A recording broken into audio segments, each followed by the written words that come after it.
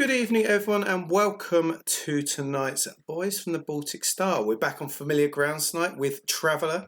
For those of you that didn't watch it last night, we started a different campaign in a different universe. Still space, but those dark places, so track that down if you're interested at all. But tonight we're very much back in Traveller. If you like what you see later on, feel free to follow us on Twitter at BoysBaltic. If you like it even more, consider following. That would be absolutely wonderful. My name is Luke. I'm in the purple with the blue background today. Over to the far left is a man who needs no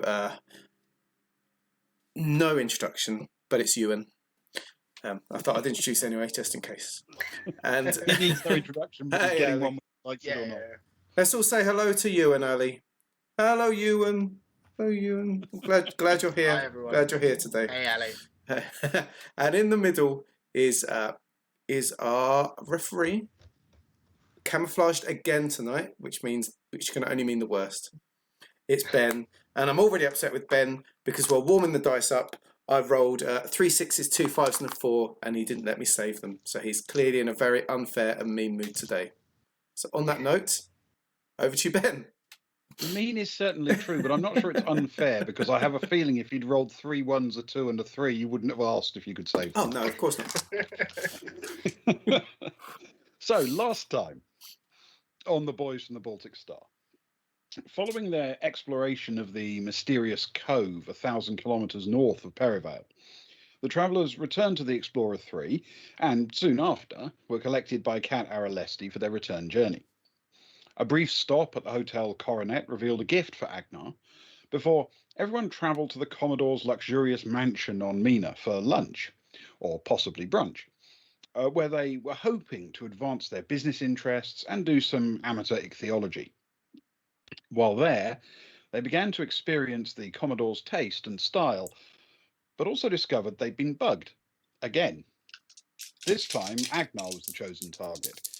A very good roll, indeed, revealed that the most likely time for the bug to be planted was during their last shopping trip. So shopping episodes, not as safe as you think. The irony. After dealing with the bug, which was of the same type as the one Anton Fess had planted previously, they were introduced to Paral Karar, an arrogant Aslan noble who seemed to instantly dislike Zoe, even before she asked if Kitty wanted a saucer of laser. And that is where we resume the story. So this very instant moment of tension as the two of them glare at each other is slightly diffused by the Commodore saying, "So, who wants a drink?" and staff appear as if from nowhere to hand out another round of drinks and nibbles on plates. He's conscious of the fact that there was a moment there that he wouldn't like to be repeated. Sarai will definitely nudge at Stefan and sort of hold her drink up. She's very much getting into this whole brunch. Drinks at lunch. She's loving it. It's a little glassy drink. She'll get him to raise it, and she'll be on the lookout for more of those little cheesy nibbles. Going that way. Okay. The table in this rather nice garden room is slowly being filled with actual food, and the Commodore sort of waves everyone down to chairs and indicates that everyone should help themselves. Just as a quick note out of game, would our characters know that there would likely be tension between Zoe and Aslan? Is that something? No, you don't have any inherent reason to believe that unless your character has heard something. It's not as if it's a routine thing that everybody would know. Yeah, but it is possible that your character might have heard something. So if you would like to sort of make some kind of check on your education, for example. Yeah, sure. Agnar would definitely be interested in what's going on. I think Stefan's probably a few mimosas deep. And several cheese nibbles, possibly getting some smushed cheese nibble out of his pocket after smuggling some back for Soraya.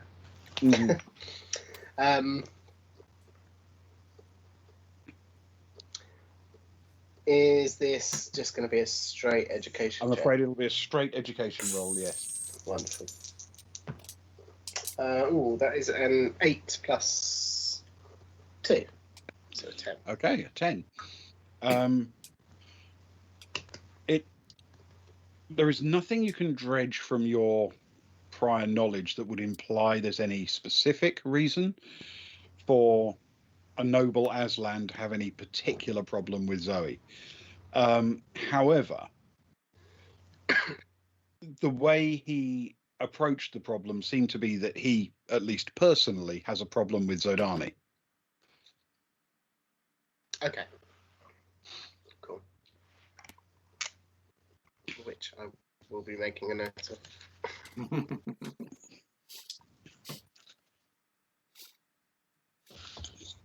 Okay. So, general chatter around the table. Angelica and Kat sit sort of at opposite ends of the table and raise a glass to each other as they dig in, and the Commodore sits sort of halfway between them, doing the same. And others can feel free to scatter themselves around the table and have any conversations they want to.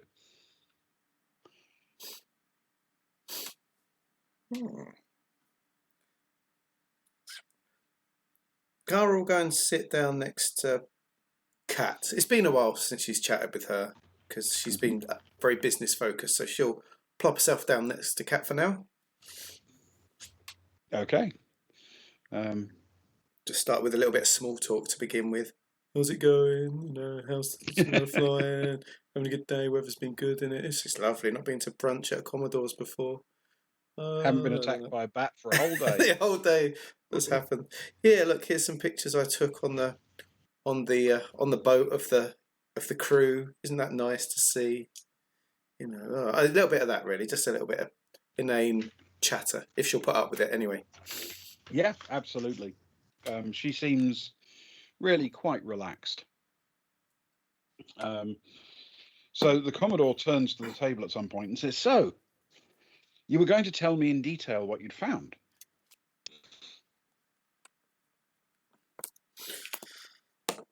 Yes, we were. One sec. Just got to rub something out. Cara sort of looks up from her chat with Kat and sort of looks at Agnar to see if he's sort of equally happy for us to carry on chatting in this Aslan's presence, to see if he's particularly against it or is not too fussed. Agnar he'll nod, sort of. Yeah, I can see where you're going with this. That seems okay.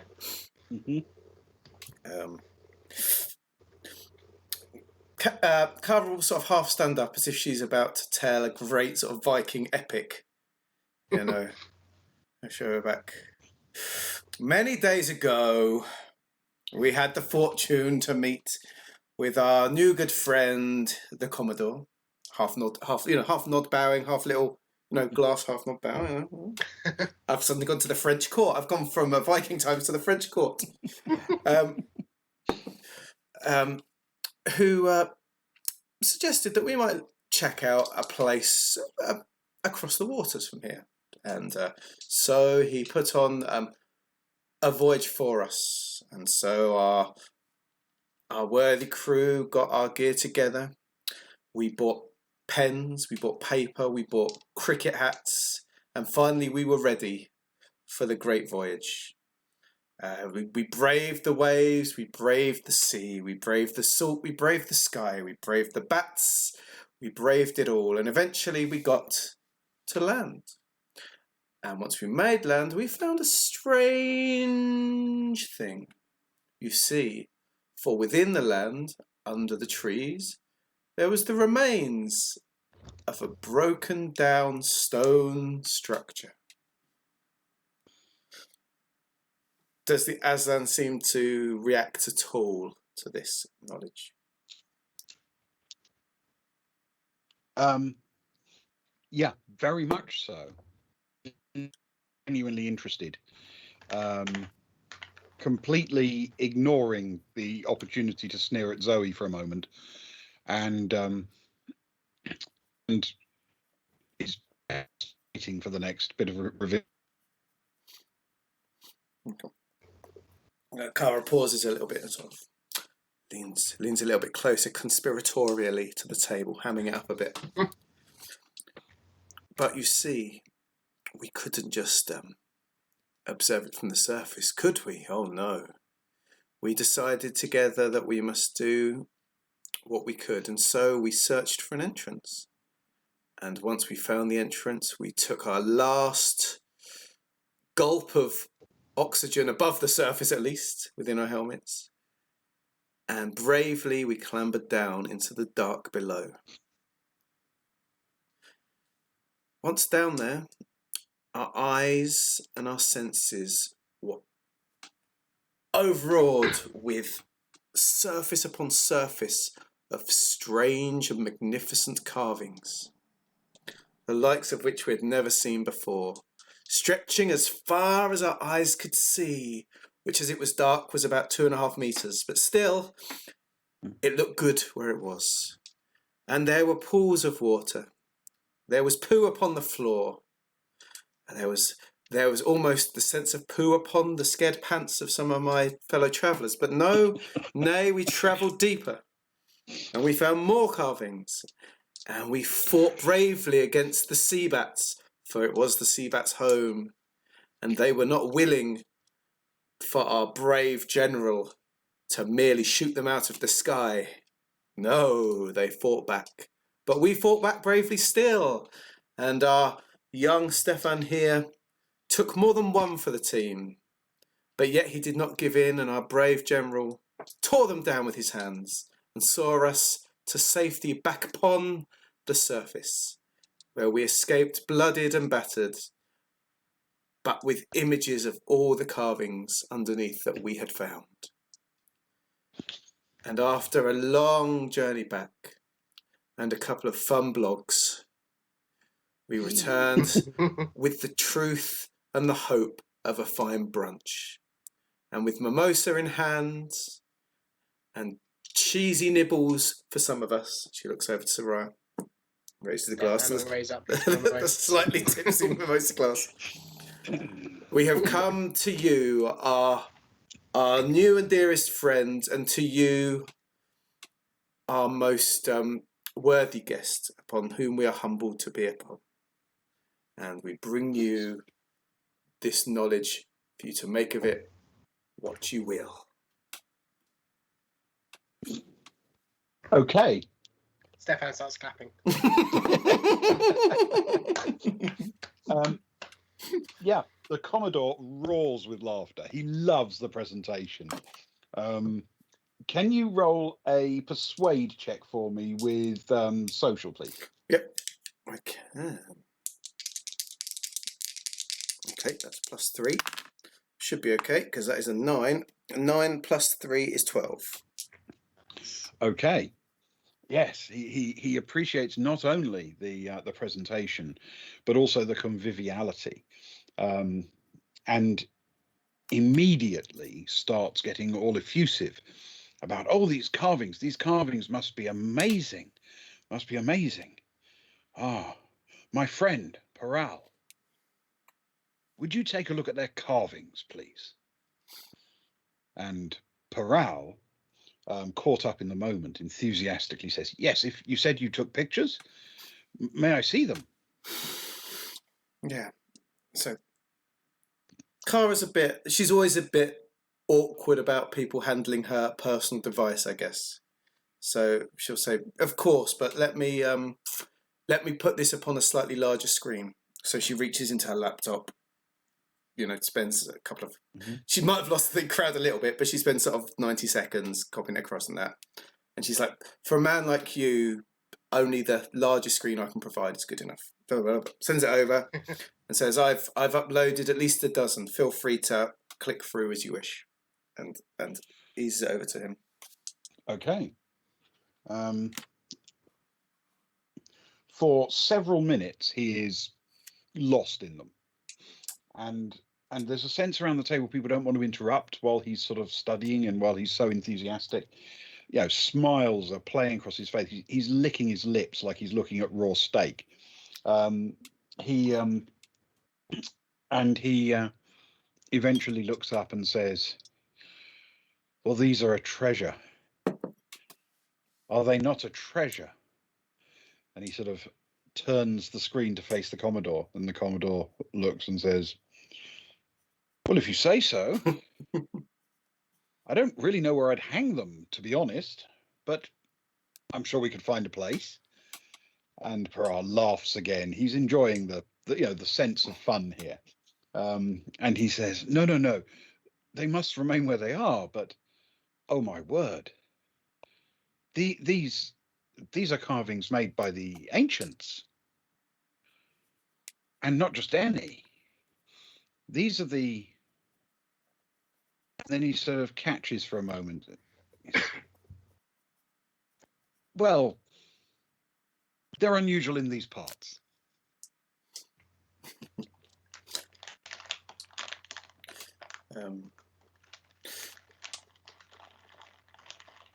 Does he appear, as we're doing it, does he appear to have also helped himself to food and drink, or is he very much here as to hear what is being done? Is he making the most of his day? He is most definitely enjoying the food and drink as well. Yeah.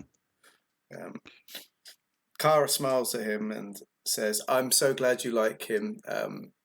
And she's already becoming sort of a woman of the mansion sort of thing, and waves over to the staff, kind of hating herself for doing it, but she does it anyway. And she's like, "Let's refill our glasses, all of us, and let's toast to this wonderful discovery." Okay. Well, yes, let's. And he enthusiastically drinks. Whatever moment of awkwardness he had, a little moment where he sort of was catching what he was saying, seems to have gone. He's relaxed again now that he's not the centre of attention. And he does seem to be enjoying a drink. If there's a bit of a break in the conversation, as we finish our drinks, can Agnar just lean in and he'll say, "Of course, we're familiar with the carvings of the ancients. We're no scholars by any means, but something did confuse certainly myself. When we were down there appeared to be a room which we explored, obviously, full of these carvings, floor to ceiling, and some form of vent going down deeper into the ground, coming from the room, but from the inside of the room, from the walls of the room. Is this something is there a reason behind this? Is this ancient built, or is this something that somebody has perhaps added on? Can you roll a persuade with social for me, please? He certainly can. Once I found my persuade. Or lack thereof. As I should Is say. it a -3? It is indeed a -3. His social is a 2, and he rolled a 9. Okay. So the Aslan's eyes light up at the thought of discussing with a fellow scholar, and he seems convinced in the moment, and he says, well, every expert has different ideas about exactly why the ancients designed things the way they did, of course, but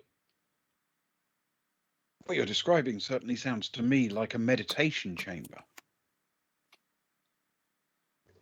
Somewhere where the water, the air itself can be controlled with a great degree of precision to set up the ideal circumstances. Those kinds of vents I think, were used to regulate air temperature and pressure, to make the most comfortable meditation space. Because, well, the ancients had a number of areas of interest, and one of them, well, and he thinks for a moment. He says, as I say, I'm not an absolute expert, just an enthusiast. But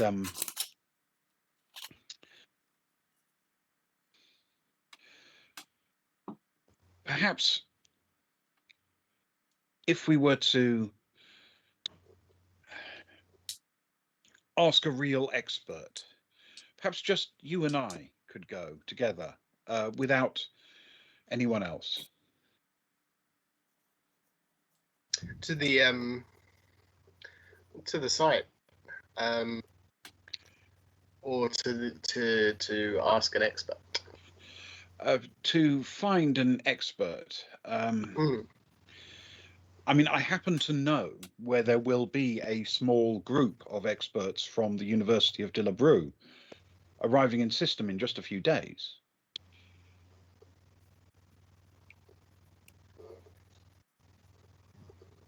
Oh. Well, I mean, that is certainly of interest to me. I am intrigued. I've of course heard of these meditation chambers, but never actually seen one. Certainly not as up close and personal as we did in these ruins. Where potentially would this be in the next few days? Just trying to figure out our calendar, of course. One of my guilty pleasures. I'm a patron and former player of Buckyball. The Dillabrew team is bringing their stadium here in just a couple of days. There'll be a few matches played in orbit around Giikur.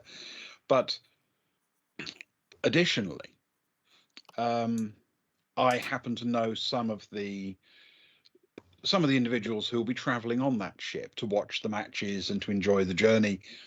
And some of them are notable scholars, including some scholars of ancients from the University of Dillabrew. Now, I don't know if Dillabrew is your team or if you're even remotely interested in the sport, but I suspect a quiet meeting can easily be arranged. After all, Buckyball is a game that takes days, and there's a certain amount of downtime. While he's talking, can Soraya secretly be checking out? Well, she's a fan. We've worked out she's a fan. Is he big enough of a name that once she's put two and two together, he would be well known enough, or not so much? You know what? I'm trying to think what would be an appropriate check, because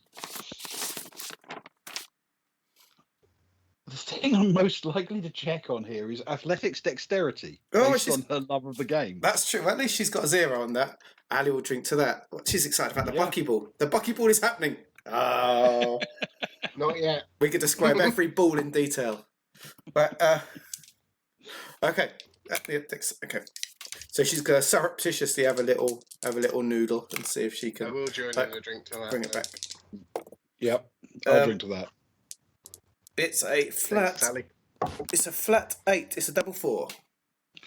Okay.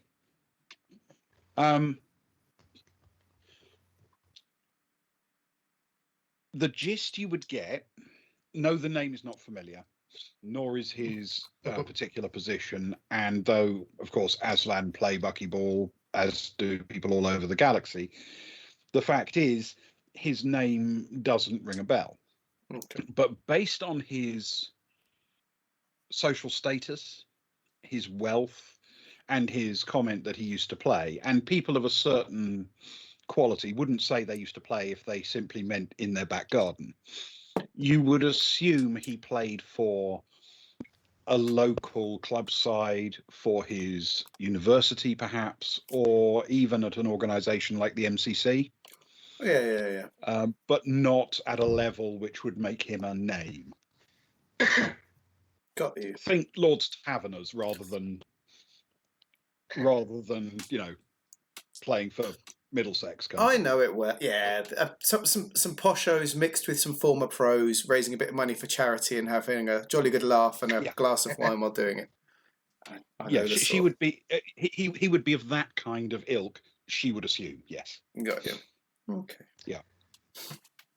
She'll sit on that for the minute. Agnar will say, "Well, I'm not overly familiar with the game myself. You know, outside of certain social circles, I know people who are very keen.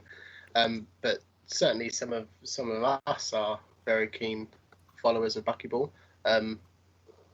I'd be loathed to leave them behind on such a journey." Sarai's starting to look a little bit frantic, like.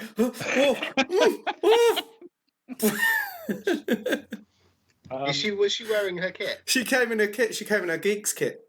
Yeah, he'll gesture over as he says such a thing. Yeah, she's looking like the most drunken and least well behaved of the Barbie army at this point. She's trying to get a beer snake going with Stefan. We just don't have enough glasses at the minute. That's the problem. Yes, there's a sort of brief moment of wincing that crosses the noble's face as he realizes he might have to deal with some oiks. But then he recovers his composure quickly and he says, "But naturally, you must all be my guests. Commodore, you and your wife, of course." And there is a sort of almost just a slight stretching of her arms back over her neck like that. She goes, "Ah," as Kat does this, and I says, "And of course, Miss Aralesti, obviously, you would all be most welcome." Agnar says, "Well, that's awfully generous of you, and I can't speak for everyone, but I feel we would it would be in very poor taste to decline such a generous offer." Oh, that's excellent. And perhaps while we're there and enjoying the sport and the conviviality, you and I could disappear off on our own for a while and locate some of these experts. I think they would have quite interesting things to say to you. Things that might change the way you think about things. That seems much more interesting to me, no disrespect, and he gestures to him and to Soraya, than buckyball. I can imagine Sarai's face. Like, there's something more interesting than buckyball. Half shocks and half evils at the same time. Yeah.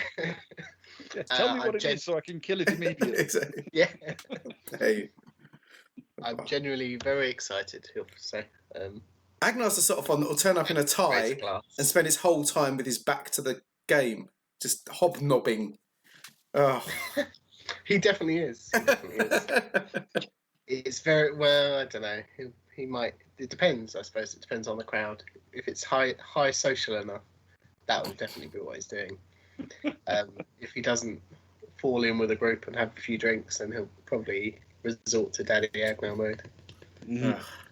I've always believed that cricket can only be properly viewed through the bottom of a glass, so I'm sure the same is true of buckyball. Indeed. Right. Okay. Played through the bottom of a glass as well. So, having sort of broken the ice a little bit, he then turns more generally to the table and says, "So, I take it you weren't looking for this lost structure in the middle of nowhere. What on earth took you to the middle of, well, Giikur?" Giikur in general, or to the Cove? Well, anywhere but here, really. I mean, Perivale's lovely, don't get me wrong, but they put it in the middle of a very wet desert.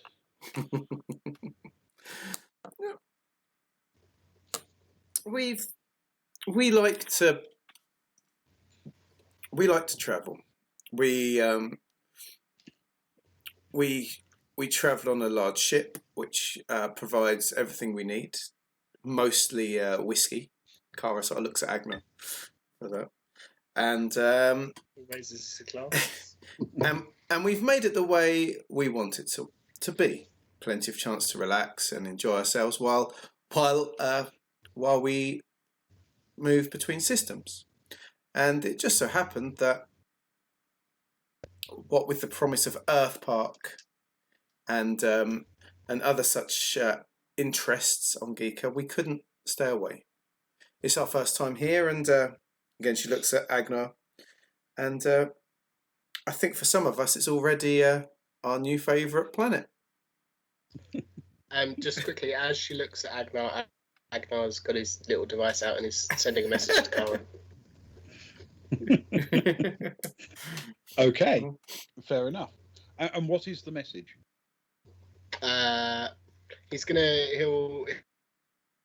ask her whether she still has the photos from the other carvings. Yes, I was thinking and that. whether it's worth showing them to him. I was thinking that earlier, actually. I nearly did go for that, so that's a good call. Kara will say, on one of our other adventures that we've moved around, we actually, now you mention it, we found something else that might be of some interest to you, as a man who knows his carvings. If you would humour me. And this time Kara just leans out, like, flicks through, finds the dreaded picture. The picture of stress. Stefan downs his drink. Calls over for another one. Agnar turns his face. She sort of flicks through, finds the carvings of many horrors, and says, "Have you ever seen anything like this before?" And holds it out in front of him, keeping strong hold of her phone, of course. But of course, right.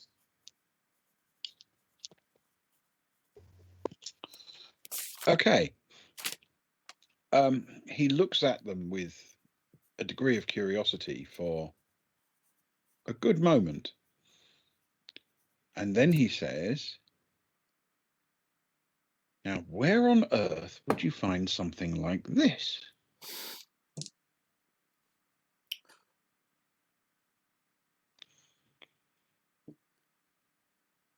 We've let's just say that our travel hasn't just been within the De La Bru subsector. Most of our time has been recently, but we've gone further afield, and on such travels, we found this. Have you ever seen anything like it before? No. Nothing. I mean, it looks old. It may even be ancient, but it's nothing I've ever seen anything like before, no. Does it fill you with a sense of anything? Do you get any... Some people have said that they get a sense, a feeling of something from it. Do you feel anything that comes from it at all? Like myself, I don't. But I'm a simple woman of simple pleasures. But for a man like yourself, do you feel anything from it? Curiosity? I don't know if that's what you mean. No, but you've told me everything I need to know about it. Stefan shouts out, dread. Dread. From his glass. Whilst averting his eyes and drinking. Yeah. There is a sort of moment where he makes a sort of decision, and then he says, but you know, it does seem oddly coincidental that you would be here when my little group of experts arrive and find carvings here and somewhere else, while there's that mighty ship in orbit. You know the one? That corporate monstrosity. Yes. I think there's something you're not telling me. And to be fair, I can't blame you. There's something I'm not telling you. Yes, you noticed. So perhaps I should begin by showing you one or two of my cards. The experts from the university who are coming aren't just coming for the buckyball, you understand. They are set to be interviewed by a corporation which is equipping an expedition, and they might be interested in their expertise. So they're, very much killing two sea bats with one rock. But I feel perhaps there's something you're not telling me about them. For telling us about the uni experts, I think it would be fair to say that we too were initially signed up to join a scientific expedition. And that's what pulled us into the area. There was no reason for us otherwise. Our good friend Agni here was retiring with a very fine general. And so we were on De La Bru. And we were invited to join our own scientific expedition. And that's why we've moved around the area. But unfortunately, the funding ran out. And that's why we have the ship that we have. And we're making the best of a bad situation in that way. And that massive ship you've spoken about, we know. Is he talking about the Italia? No. Oh, so we don't know. No, the a other corporate one. Ship. Oh, we don't know. But as for the corporate ship, we don't know of it. Do you know the corporation that it's in with? I'm enjoying this giving and taking of knowledge. This is a wonderful way to spend time. Do you know of the corporation? Well, I do. Yes. Yes, it's called the Deep Night Corporation.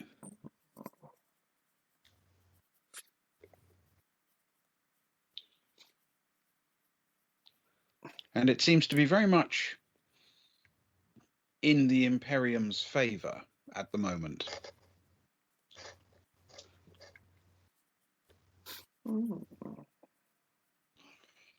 But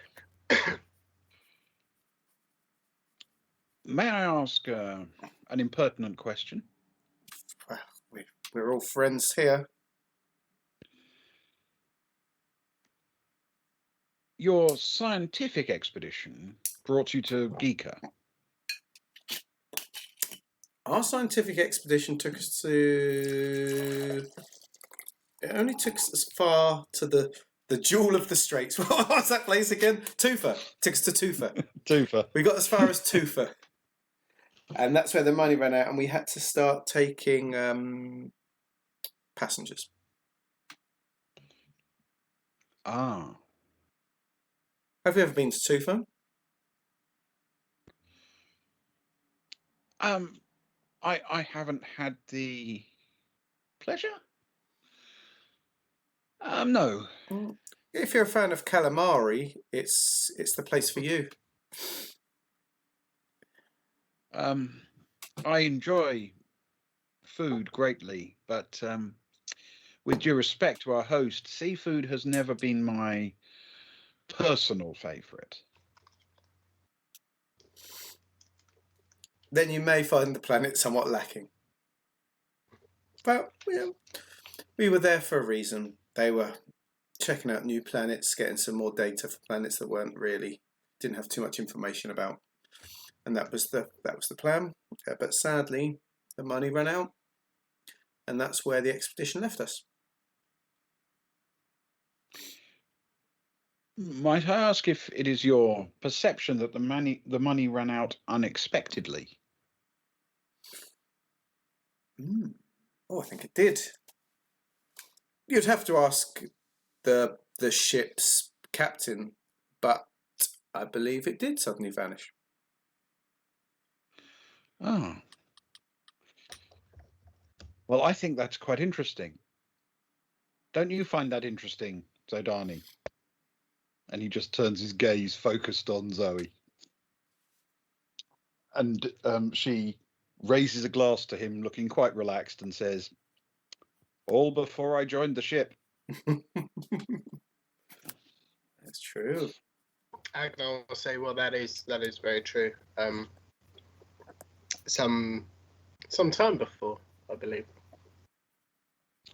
Ah,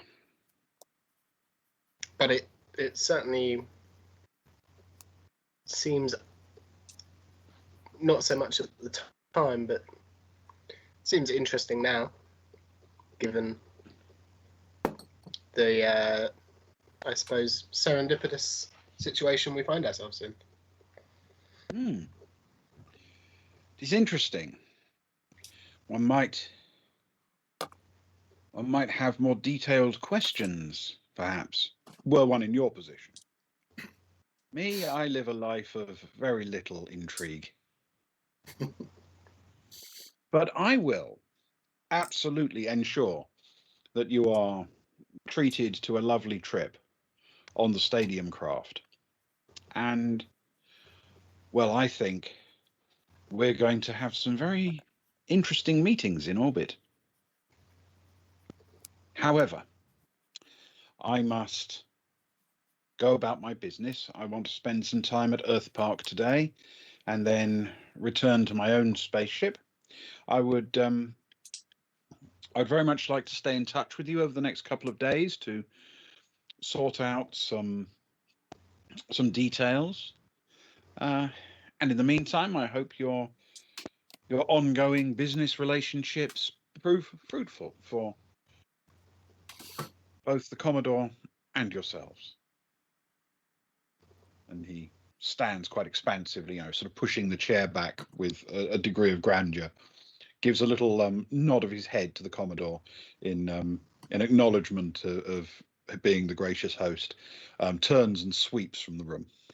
Just before he goes, can Agnar just quickly grab his attention and say, "Sorry, you're visiting Earth Park. I don't suppose a man of your stature happens to have much sway at Earth Park, or perhaps over the security company there. What was the name, Kara? Black Sun. Black Sun? Roll a persuade for me with social. God damn it. I need to work on my persuade. In fact, I need to work on all my social skills. You or Ragnar? Well, yeah. Both of us. Oh, that's a bit harsh. That's a 10 plus 2 from social, minus 3. Oh, you did all right. So that's a 9. A 9 total. Yeah, I was getting quite excited when that hit 12. Yeah, okay. Me too. All right. So he smiles and says, I don't suppose advocate would be more. I don't have any inherent connection with Earth Park, but the funny thing is, I seem to find everyone wants to be really nice to me. Was there something in particular you wanted? We have a friend who's been trying to gain entrance, and has had some trouble. I think the first day he was buying his ticket, he may have made some offhand comment. You know how these things go, about the company running security, and a few of their employees took issue with this. And he's been having a rather difficult time trying to get in to see the sites. Oh. Well, I don't feel anyone should be denied access to the sites. It seems criminal. We're all annual pass holders, you understand. And I was very much looking forward to trying to treat him as well.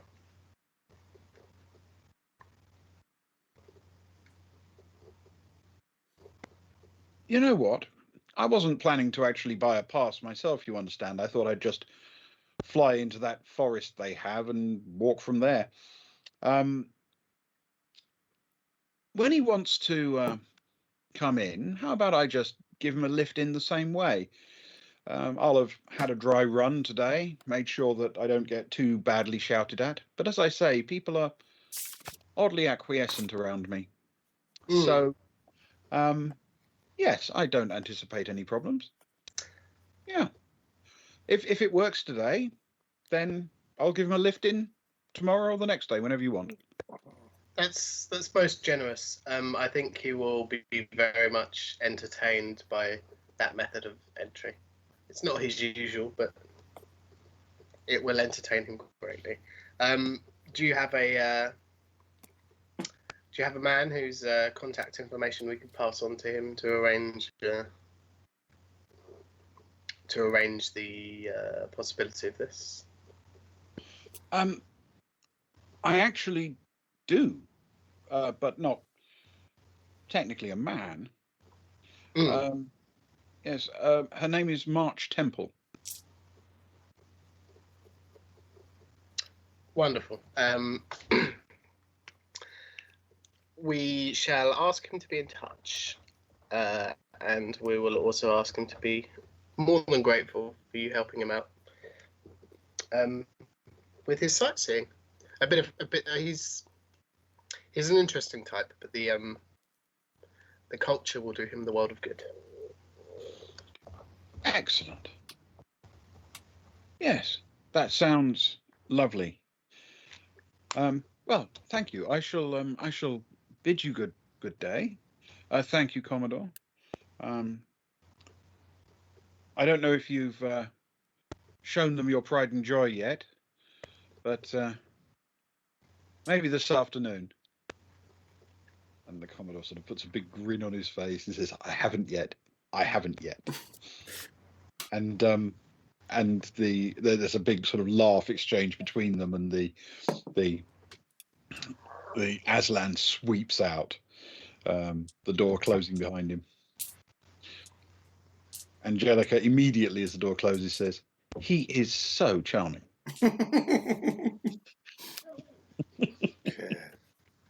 He's certainly a type.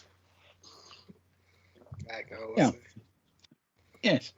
Well, some people do find rattlesnakes and other reptiles charming. Who knows? She quite likes Agnar. She's quite a furry fan. Oh, yes, that's true. Yeah, she's got low key. Yeah, I hadn't connected that, but you're quite right. It's canon now. It's canon. It's canon. Okay, so as lunch, or brunch as you insist on calling it, continues, the Commodore says, so shall we talk fish?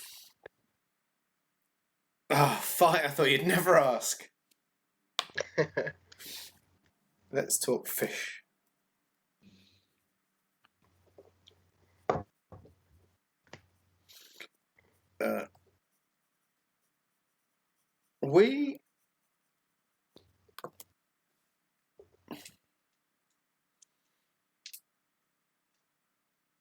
What was you approached us with two main things, really. Let's face it. There was have we frozen? Oh no, we're there. Okay, sorry, you froze me.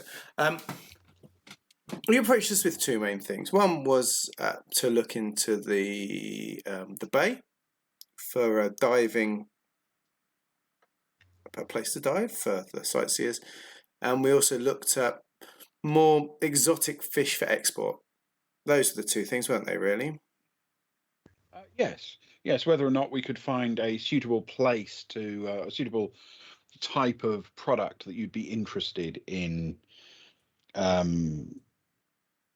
shipping to more discerning customers. Yes. Well, I feel the first one. I don't know if you still have the dream for the diving. I'm assuming that's for another day. Are we talking more about the business of shipping today? Well, yes. I mean, if you think there's there's mileage in the diving idea, then that's fine. But I think fish is really my business. In which case, let me pull up our Baltic Ink spreadsheet and let's discuss business. We have 119 tons of space up on the Baltic Star. Currently, 20 tons is full of materials that we're looking to sell before we return to her. And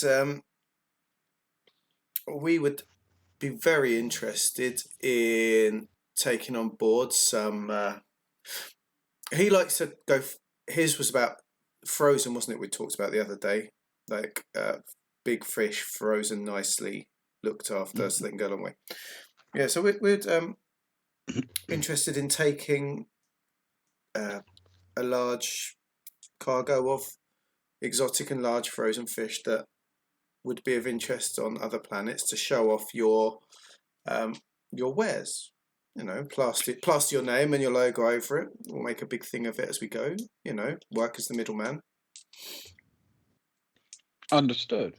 Well, as a business, we filter fish two main commercial species here in bulk for export. The local varieties, the Giikur mackerel and the Giikur herring. They are both extremely numerous. They shoal in very large shoals. They're very easy to filter. They're often hunted by sea bats, so they're easy to find. You can use radar over long distances to track concentration of sea bat and go and collect them. The problem is the sheer scale of that operation, I suspect, it would be difficult for you to make much profit, and you wouldn't be offering me anything I can't do with the regular trade to and from Giikur. There are a couple of species, however, that are less commonly fished, but are locally considered delicacies. The dusty shark is a highly prized local fish, but it's a very strong flavor. It doesn't suit everyone's palate. It's also, unfortunately, quite a large fish to filter out of the water. Generally has to be caught independently on a line or with a harpoon. However, it is comparatively easy to find because, of course, it is a predatory fish that hunts the mackerel and herring shoals. It is a deep water, pelagic, open water shark. Quite attractive, I think, and very tasty. Whether or not you could find a consumer for that kind of product, that would be your business. But we do have one fish species, one that is, well, extremely prized and very rare. Only the wealthiest tables on Giikur ever serve it, and it is rare even at my table. As far as we're aware, the fish itself isn't rare, but it is vast and is only found at great depth. We call it the slate fish. It is a dark grey, very impressively scaled, but conventionally shaped fish. They weigh up to 100 tons. Oh, wow. Which is big for a fish. Big for anything. Big for a house. Not for my house. Yeah, no. Oh, I've let myself down. Oh, no. How embarrassing. Big for a hovel, certainly. Big for my student digs. but you might need to arrange either the flesh to be frozen at sea using specialist equipment. That's always possible. Or maybe you would have to arrange for it to be fished with a custom ship that would immediately return it back for processing. So it's either going to need a custom ship or custom freezing equipment. Is this the sort of thing that you could provide as part of the overall cost at your end, I suppose? I don't see any reason why not. I have the infrastructure. I would happily put that together. The pricing would be substantial, but the payoff might be worth the risk. Well, looking at how good each of us is with boats, I feel we wouldn't do too well ourselves. Trying not to sort of sell ourselves short at the start of any kind of discussion, but I guess you're the man with fishing, and we love to travel, and so I feel we should play with our strengths. You're also good with talking and dealing. We can talk a good game, and I think between us, if we play to those strengths, we could both make a profit out of it. Well then, in essence,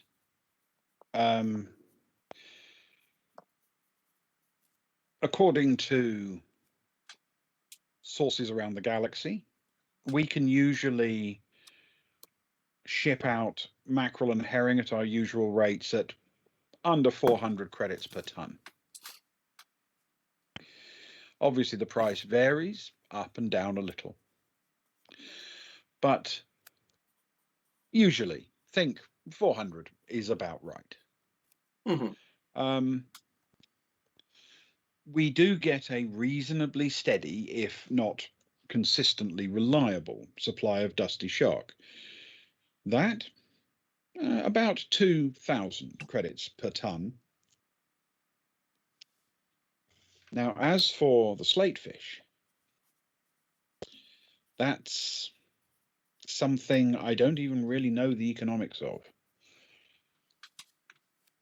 I would be willing to enter into an understanding,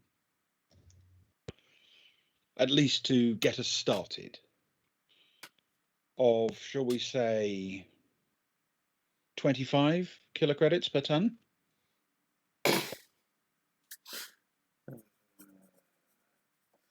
Wow.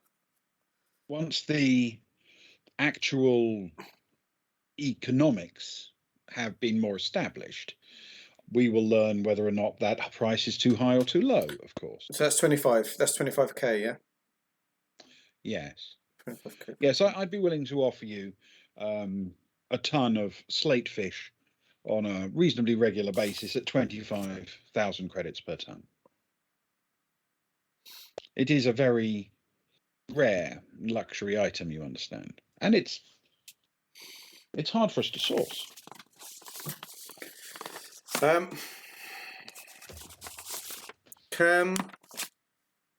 Kara, how many drinks has the Commodore had? A few. Can I bring my carouse and what's my trading skill again? Broker. Can I bring my carouse and broker into effect as we sort of lean back and talk about it? Because you know, can. You'll have to use social as the base skill for it. That is fine. Can I use both of those or just one of them? Do I have to like choose my favourite?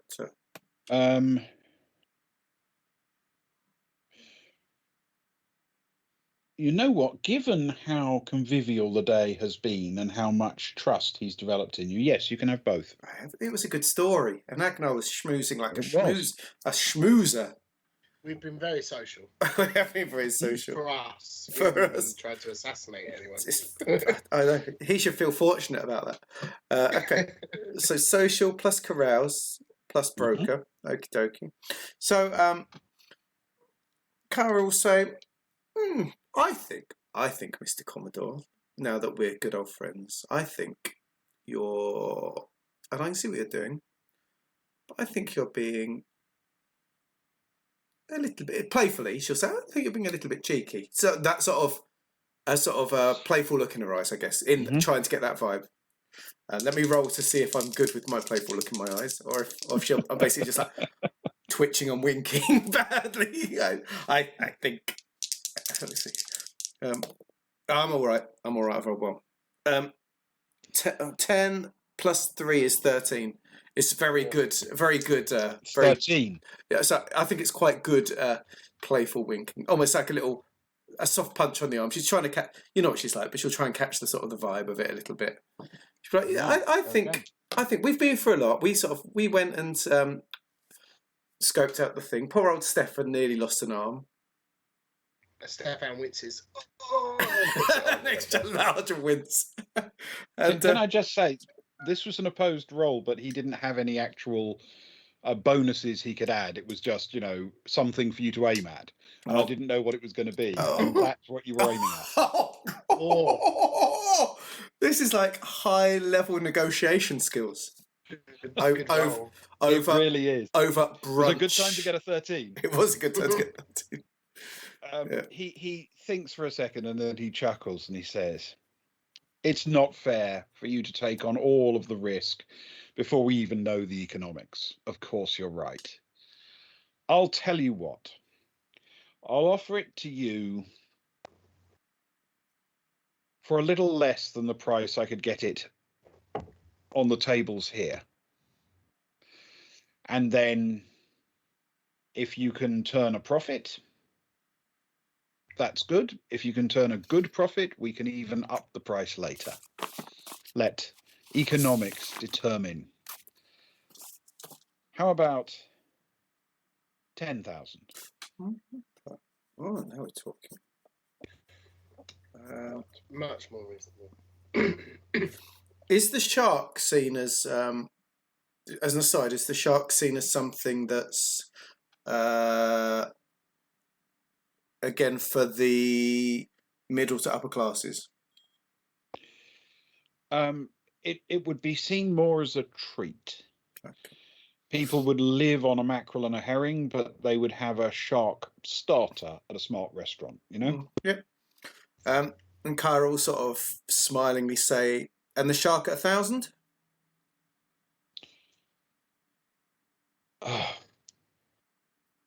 All right.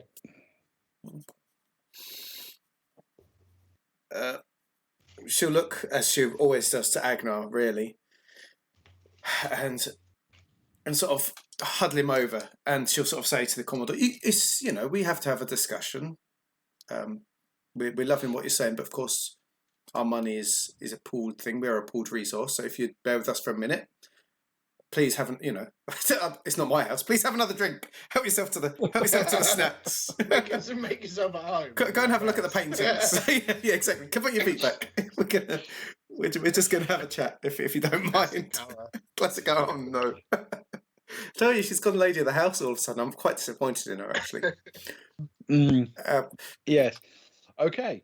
Yes. The sort of drinking and the general exuberance continues for a moment. And then Kat says, so, who fancies a swim? You'll like the pool.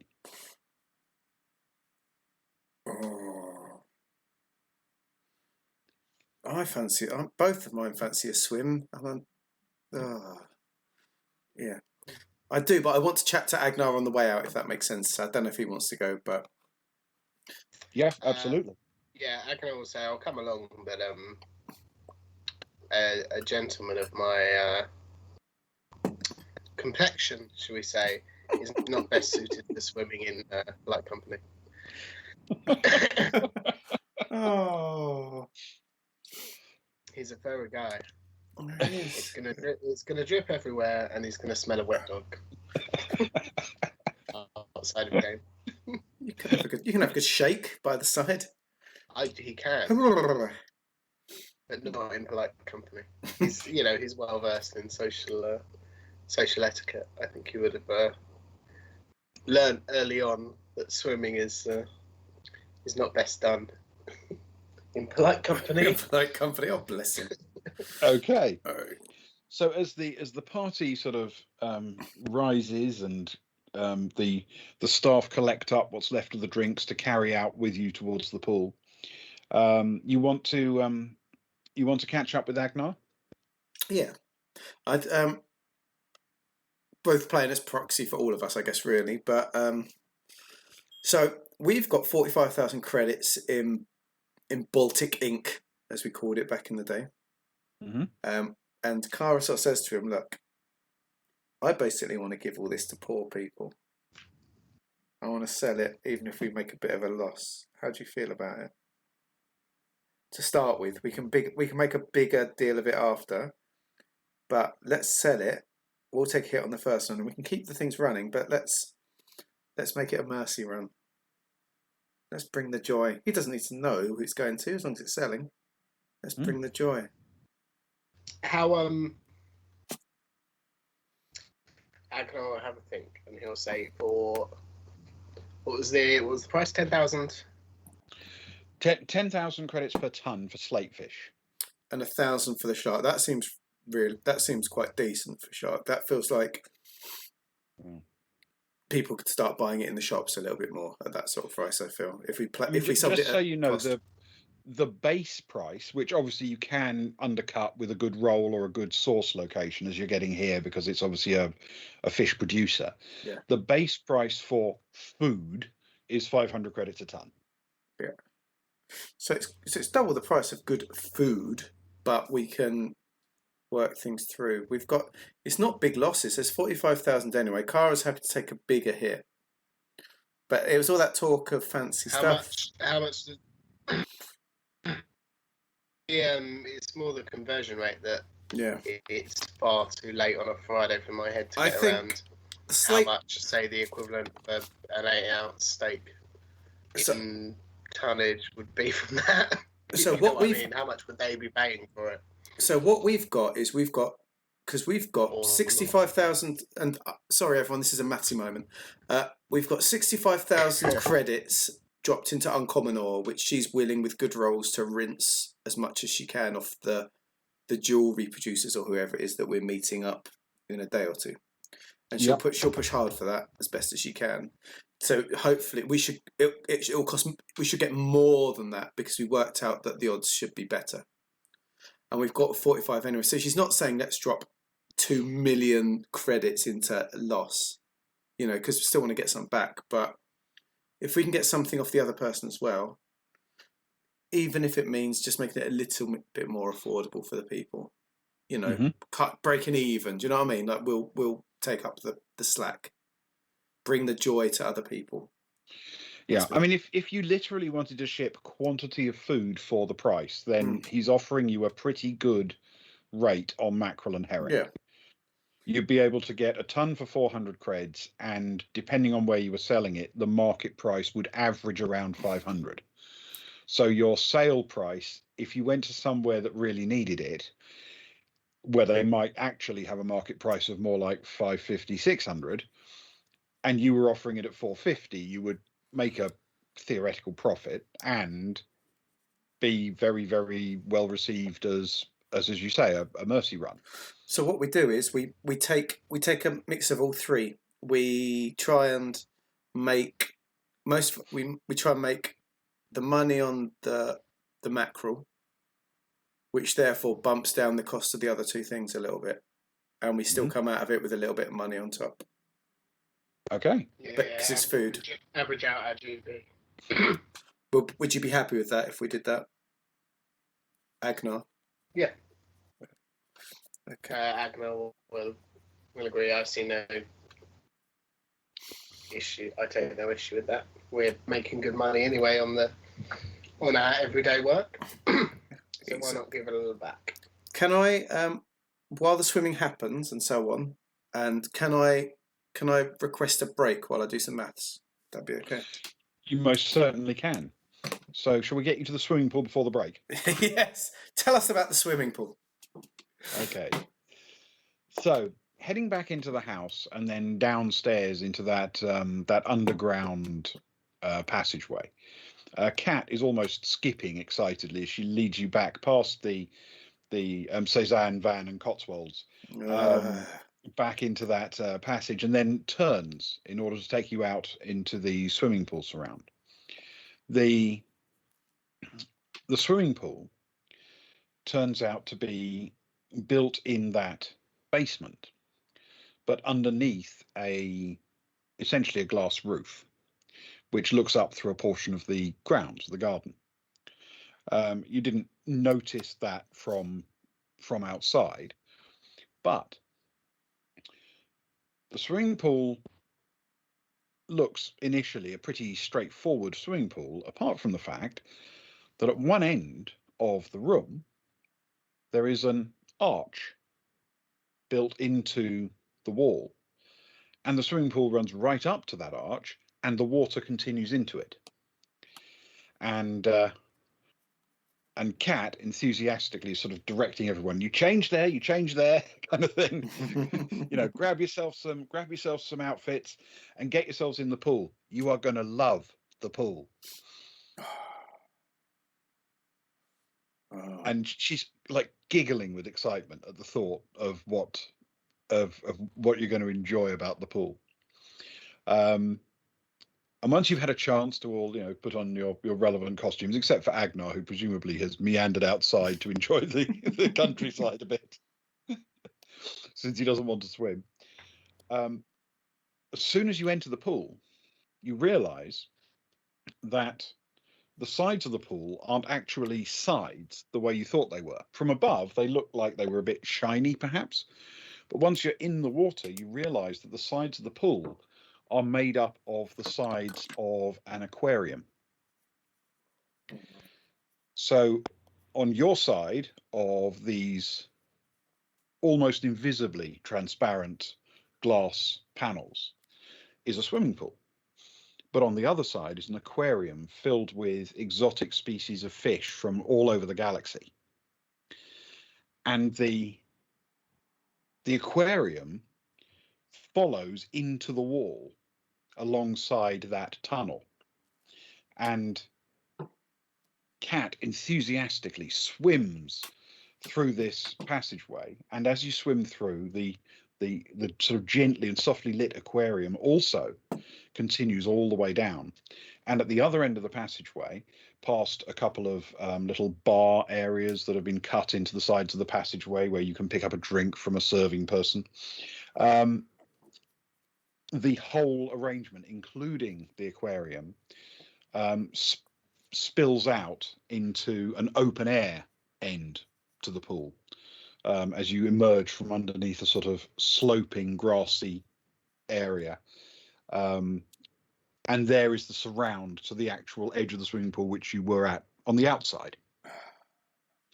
The outside and inside are connected together by this swimming passage with its bars and seating areas and little nooks and crannies that you can relax in if you want to.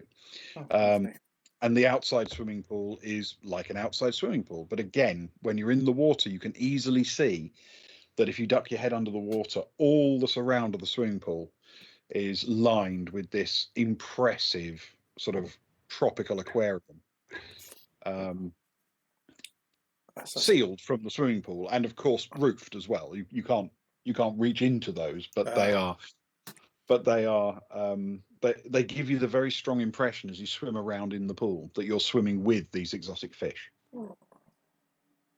And yes, Kat is giggling enthusiastically as she points out various fish and things of that nature. That is lovely. And yes, she'll have directed Agnar to how he can come around and meet you guys outside at the outside part of the swimming pool. And yes, we will take a break in just a second. And then she says, "Oh, and we've got to get the Commodore to show you his pride and joy." You've made it too much of a double entendre now, though. I know. It sounded so good the first time you said it. I don't want to see his pride and joy. He can keep it to himself. And that is where we will take our brief break. The Commodore's pride and joy. Oh, The no. Commodore's pride and joy. Well, the splash dig around himself food. out of this one. On that bombshell, then, everyone, we'll take a quick break. Thank you for hanging around. I'll remember the music so I don't get in trouble again. And we'll be back in about 5 or 6 minutes or so for a toast, which is Ewan's first toast tonight. He lost the bet last week, so that's something to look forward to. So make sure your glasses are filled with whatever you're drinking this evening, and we'll be back for a toast in 5 or 6 minutes. Let me mute us. Blah, blah, blah.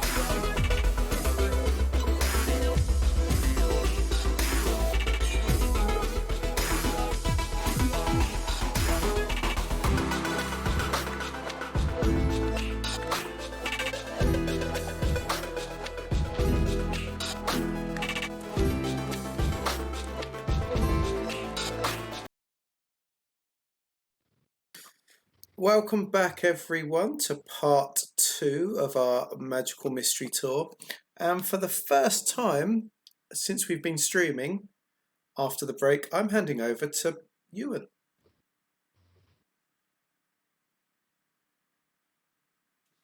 Gambling debts have finally caught up with me. It's time for my inaugural test.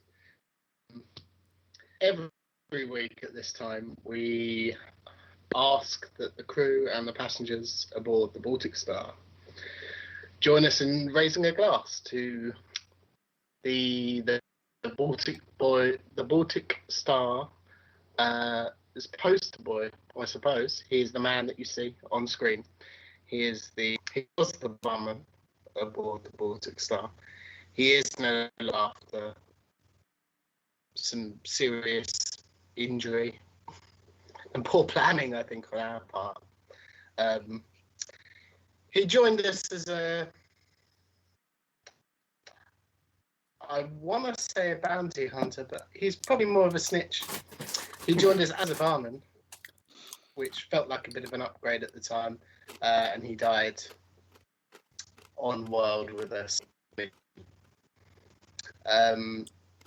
So it feels fitting that my first toast to such an illustrious member of the crew of the Baltic Star is from my new Baltic Star mug, which you can't see because blurred. But I would like everyone to the late great Greyhill Bast. Greyhill Bast. He was the best of us. He was the worst of us. Yes, he wasn't the best at combat, it turned out. No. No. I'll drink to that, Ali. Absolutely, I'll drink to that. Yeah, thanks, Ali. Yes, now we are back. There are points available as always if you want to spend. You can't take them with you, as they say. Make our lives annoying just by making us do annoying things. Oh. Imagine if you could actually, it turns out you could actually win Twitch by saving up like 40 million of them, but no one's ever done it because they've wasted it on the sort of annoying things that we tell people to waste it on. I don't think Twitch is a competitive sport, is it? 40 million. Unlike Buckyball. 40 million Twitch credits gets you onto that moon with gets you onto the the cock rocket as it's called. Onto the cock rocket with with what's his name from Amazon to Greyhill. Anyway, so we've just had it to Greyhill. That was you, Ewan, to Greyhill. That was me. How many toasts do you want? Why not? I can't take them with me. Am I going to have to do all the talking and thinking in the second half? Oh, to Greyhill, and then and Sparrow. A Rose's cat. She's going early on a Rose's cat. Well, thank you very much. A Rose's cat. Yeah, Okay. Well, before we resume, then we will do a Rose's cat. Oh, the best part of the night. Fair enough. So this is Rose's Cat, Chapter 4. Meanwhile, aboard the Baltic Star, Rachel Axis was raising her hand to knock on Rose's stateroom door. There was a short delay before Rose opened the door and looked unusually flustered. "Hi," she said brightly, a little too brightly in Rachel's experience. "Hello." She peered past Rose into the stateroom, noticing that Rose seemed to shift her body a little to block the view. "I wonder if you might be able to help me with something." Rose nodded quickly. "Of course. Anything I can do to help." Rachel smiled warmly. "I believe you have introduced an additional life form onto the Baltic Star." Rose elaborately constructed a look of surprise on her face, then said, "What? Why would you think that?" Rachel counted off on her fingers. 1, the life support requirements have changed on the ship. It's my job to notice such things. 2, your personal routine now seems to have altered and you spend much more time in your stateroom. 3, a small cat just leapt onto your bed. Rose looked over her shoulder to confirm there was indeed a cat stretching extravagantly on the bed. "Right. And you consider that evidence fairly conclusive?" Fairly, said Rachel, not unkindly.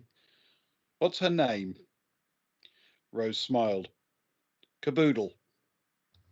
That got a laugh from the engineer. She's your kitten Caboodle. I'll let everyone know she's crew, not an infestation. Oh, Rachel Access. I'm feeling warmth in my heart for Rachel Access tonight. I knew she'd come good for us. Oh, good old Rachel. The ship's cat is Caboodle. Hey, bits before crits is the cat Caboodle. So that is episode chapter 4 of Rose, the story of Rose's cat. Can we just hurry up and finish the mission on the planet, and then we can get up to give Caboodle little strokes and things? We can meet the cat. Meet the cat. Perhaps take it on a mission to us and end up for toasting it after our halftime break. To Caboodle. To Caboodle. Okay. To Caboodle. So as we return to the actual game, because since we were on a break anyway, it was a perfectly good time for Rose's cat. It was a good time. The yes, the party is splashing around in the pool and relaxing quite nicely. Have you come to any mathematical conclusions in the meantime? I have, please. Okay. Being in a swimming costume, I don't know if Kara has quite as much power to give this order. But I'd like to do the following, please, if we go for that. Mm-hmm. I want 20,000 tons of mackerel. No, 50 tons of mackerel, not 20,000 tons. 50 tons of mackerel. 50 Yeah. tons of mackerel for 20,000. His eyes lit up for a minute. I want 30 tons of shark at 30k. Mm-hmm. And I want 10 tons of slate fish at 100,000. Which will be 150,000 credits, please. How much slate fish was that? 10 tons. 10 tons. Yeah. Yep. Okay. And then, so yes, that's 150,000 credits in total, please. We'd like to, that's what we would like to take with us on our merry journeys to other planets. Absolutely. Brilliant. I'll jot that down. Does he want the money up front? I know we're all friends, but I know he's a businessman as well. Well, yes. Yeah. He nods. A member of staff carefully takes down the order, Okay. and the deal is struck. Okay.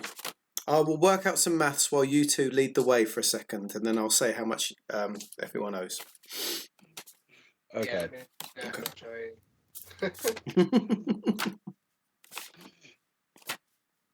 Right. Well, there is much ongoing swimming. Cat Aralesti seems to swim much like a fish herself. She's she obviously loves being in the water and swims with enormous speed and fluidity. There are chairs and tables around the pool and the outside area and the surround, much as there are inside as well, by the way. And the whole layout is extremely plush. It's very much a wealthy and very luxurious way to spend an afternoon.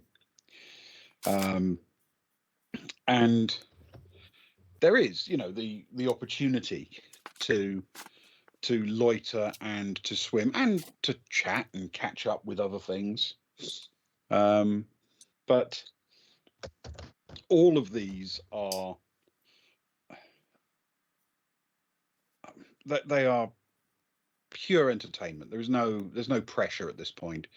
The deal has been struck. The engagement is done.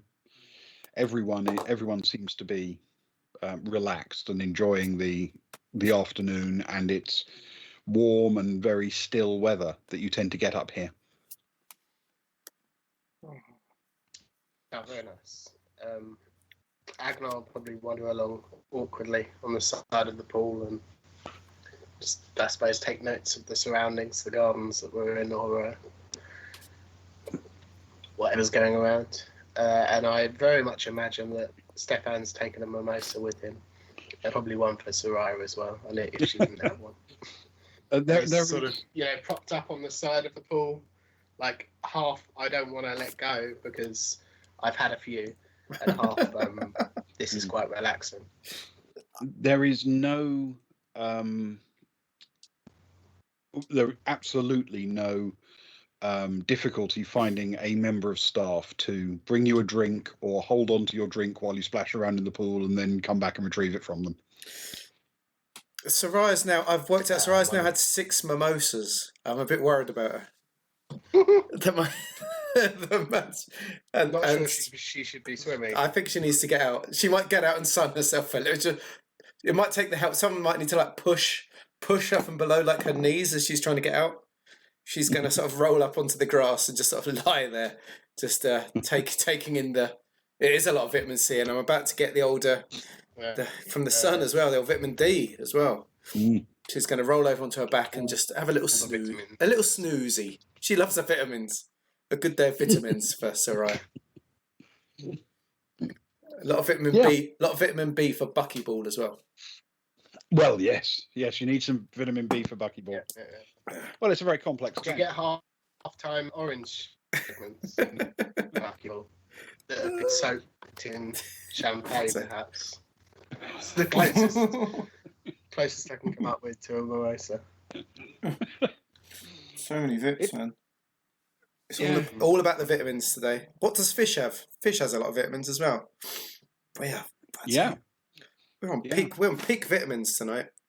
I think there's a lot of vitamin A and K in fish, aren't there? Well, then we've got A, B, C, D, K. A lot of oil, essential oils. No, hang on, that's the stuff you rub on people, isn't it? A lot of folic acid. Some good stuff today. Yeah, folic acid is vitamin B9. Well, we'll add that too. Why not? All the Bs. Omega fatty acids. There you go. Omega. That's what we were talking about. We went Greek suddenly. We were going from Arabic letters to Greek.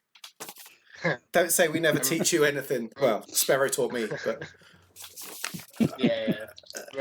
And remember that Boys from the Baltic Star is not only your home for traveller role playing, it's also dietary requirements as well. If you ever have confusion over any labels, just bring them to us and we'll give them a read. We're branching out. Badly. We need to stick to what we're good at. Yeah, definitely. Look right up the disclaimer, please. Hang on, I'll get the disclaimer on screen. Oh no. I'll have to delete that out of the highlights. Yes. Just in case. Yeah. Yes. Yes, we are not experts in anything. Literally anything. Okay. So yes, the pool party continues. People eventually spill out of the pool and sun themselves on the grass or sit down at a chair and have a further drink. The afternoon wends on, but the Commodore and his wife seem in no way particularly eager to like shoo people away or anything. There's no hurry, seemingly. Oh, they're a lonely old couple. They love having all the youngsters around, splashing around in the sun.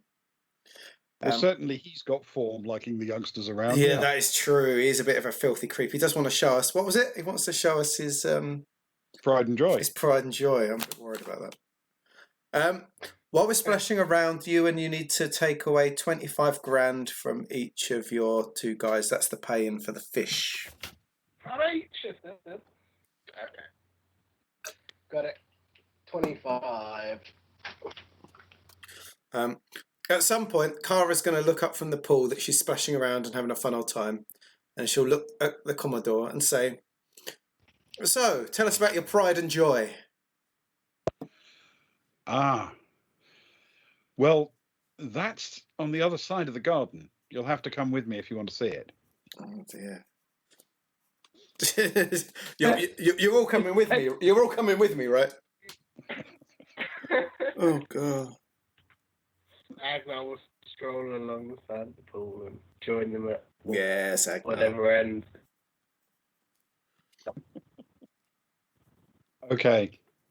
The Commodore, as members of staff throw a sort of robe over each of you as you wander through the sunny afternoon.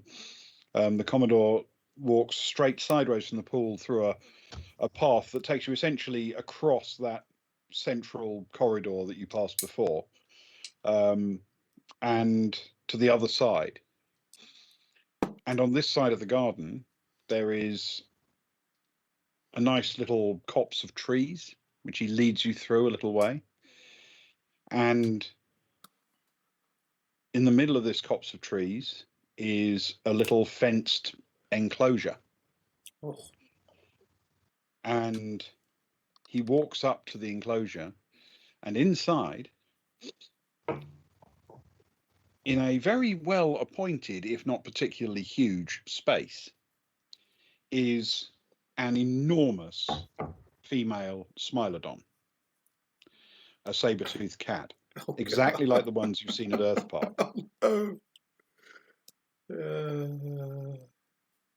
And she is lying on a rock, enjoying the weather. As she sees people approaching, she opens her eyes and looks curiously, then gets up and pads over, and is obviously sufficiently familiar to the Commodore that he's able to actually reach his hand through and just scratch the back of her neck a little bit. But he's a little cautious, shall we say. This is not quite as friendly as Rose's cat. And he sort of steps away carefully without taking his eyes off this giant animal before turning back to the group, and he says,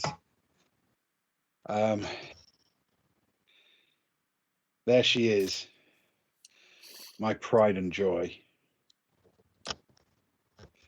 I have a little rivalry with other neighbors here on the peak. We like to keep an exotic animal or two, and this is my entry in the competition, shall we say. Oh, just like the person that can grow the biggest onion. I see.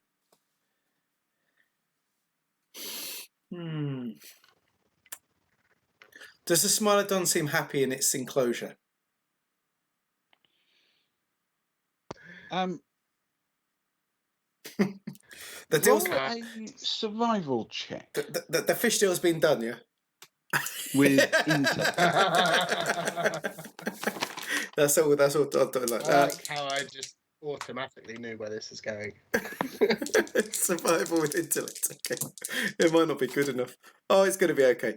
9. 8 plus 1 is 9. Okay. Do you have any like animal handling skills or anything like that you can add? I could barely handle myself. I got philosophy. Can you philosophize with the Smilodon? Put up with Agnar for a while. That's true. She knows the fuzzies. She's into the fur. She knows the furries as well. She's into the furries. Okay. Nothing specific that I would know outside of the philosophy of life. Is a home a cage? Is a cage a home? Are you truly free when you're not free? If you're not free, can you still be free? A older man. Exactly. When a Smilodon smiles, is it truly smiling? Well, it's certainly showing its teeth. As far as you can tell, this is a very well cared for animal, and being an Earth Park type bred, reclaimed in captivity animal, this is the life it knows. Yeah. So as far as you're aware, it doesn't look to be unhappy. No. That's good. Oh, that's good. That's nice to know. I still wouldn't stick my hand in there though. So Sarah edges forward a little bit drunkenly with some cheesy balls. So, hey, kitty. And then just drops them over the edge. She bottles it a little bit and just drops them over the edge. There you go. Yes. And the And Kat stands there smiling at the animal, and she says, "That's not the best part. What? What? Not the best part. It's not a robot, is it? No, better than that." Do we get rides? Show us. Show us. Do you know what her name is? Is it Agnar? A fine female name. Whoa.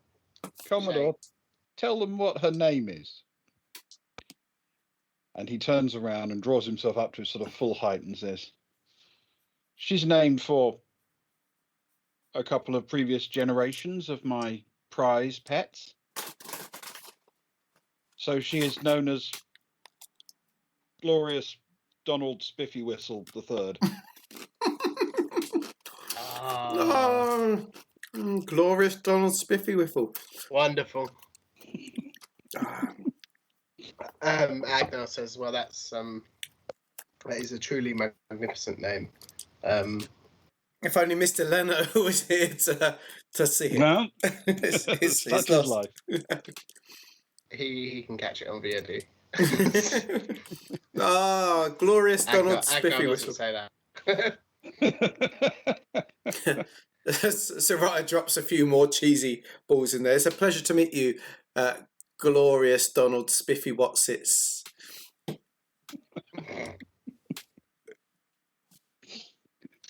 How did you acquire her? You know, the same way that the people at Earth Park acquire theirs. I paid money to have one given to me. From the same people that Earth Park use? Earth Yeah, Park breed their own, connections. you understand. Earth So I Park just as well? paid for one to be transferred, yes. Is that Kara looks at Agnar and says, "Is that on your augmented reality, this one?" Agnar holds up his Earth Park app. I don't think it's I don't think I can collect this one.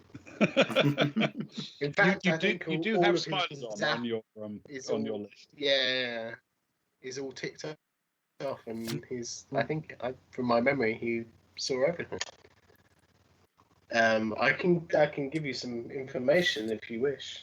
Oh no! And somewhat looking over to the Commodore as well. Oh no! That's all we need. We don't need more of his nerding. Come on. Lecture anyone? Let's I go can to- read off quite the slideshow PowerPoint presentation from my device. Just bear in mind that you're looking at a big cat that weighs half a ton. Kara grabs Saraya and just wanders off. No, not now. That's the last thing we need. Yes, this is a very, very impressive looking big cat. Yeah. So the Commodore leads you back, says, "Would you like to return to the pool? Would you like some more food? Anything else I can do? Or do you feel we're done here?" I feel like brunch is done. It's been a wonderful brunch. It feels like it's about 4 o'clock in the afternoon. It's been the best of all the brunches. Top quality brunching today. Certainly does. I don't believe there's anything left on our agenda. No, I At think present. I think that's about everything we need for now. I'm getting a bit woozy. Need a bit of a little snoozy before whatever evening fun we have. Okay. Kat sort of looks across and says, "I'm not sure I'm really able to fly you back. So you may have to use the public transport on Mina." Oh, we know it well. Kara sort of sort of closes in on her a little bit. She's not as drunk as Soraya, so she's, I think she can still hold her own a little bit. And she'll say, "Are you happy working here? Would you like another job?" Oh, He loves it. Ewan loves it. Out of nowhere. Out of nowhere. That's what you got to do. We've had love. While we're here, we'll take your fish and also your employees. As Ali would say, we've had a lovely day, and now we want to see if you want to come fly away with us. What are you offering? The adventure, the stars, the skies. We've got our ship in orbit. We travel many places. We've got many interesting adventures ahead. Soraya, Cara points to Soraya, who's kind of staggering a little bit, and no doubt been supported by Stefan or something. We can definitely be, trying to help, but not. This is our current shuttle pilot. So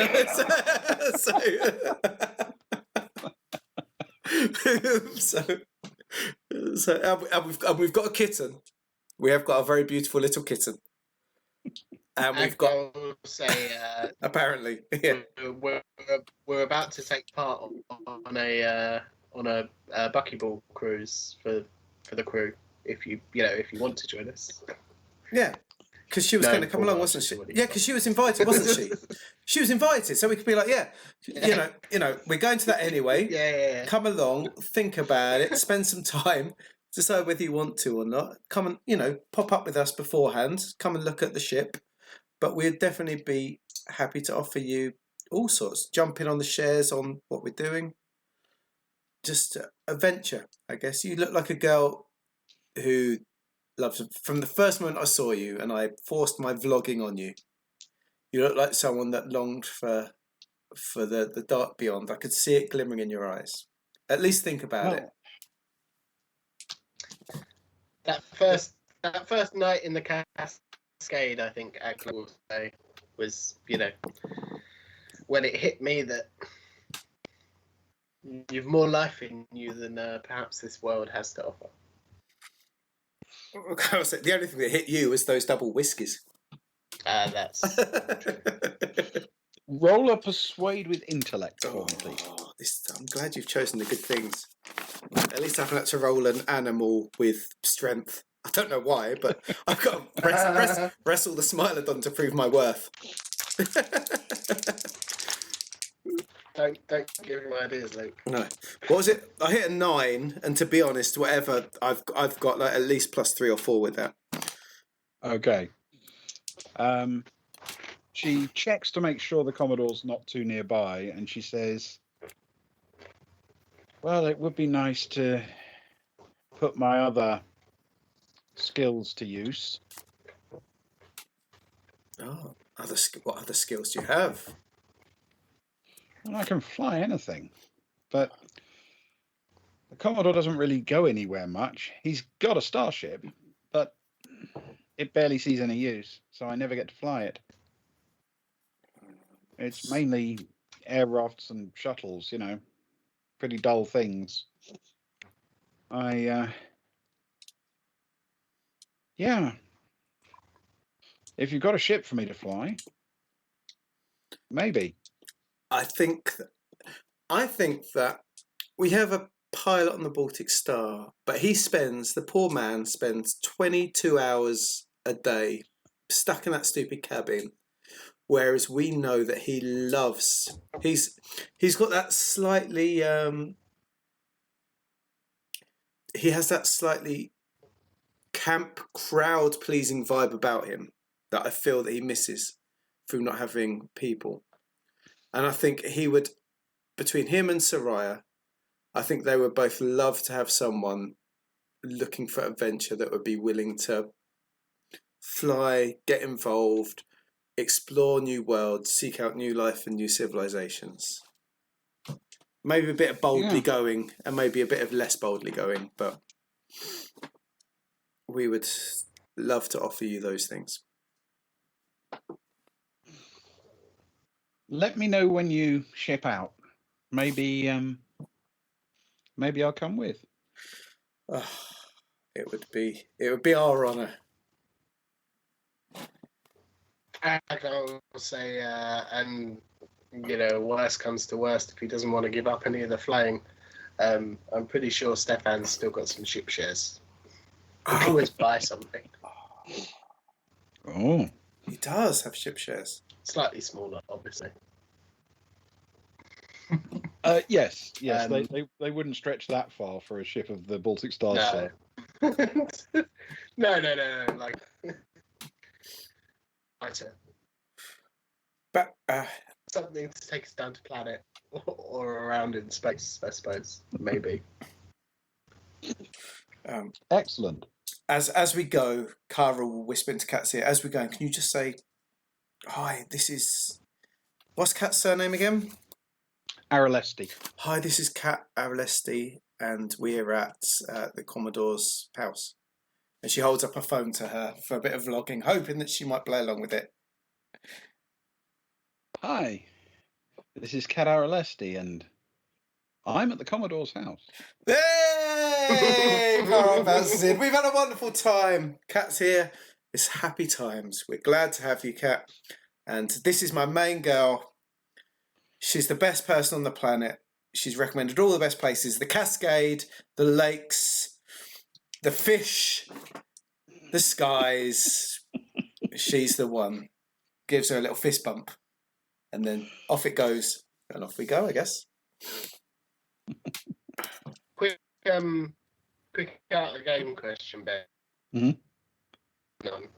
What type of check would that be? Sorry, I didn't catch that. What type of check would that be to fly?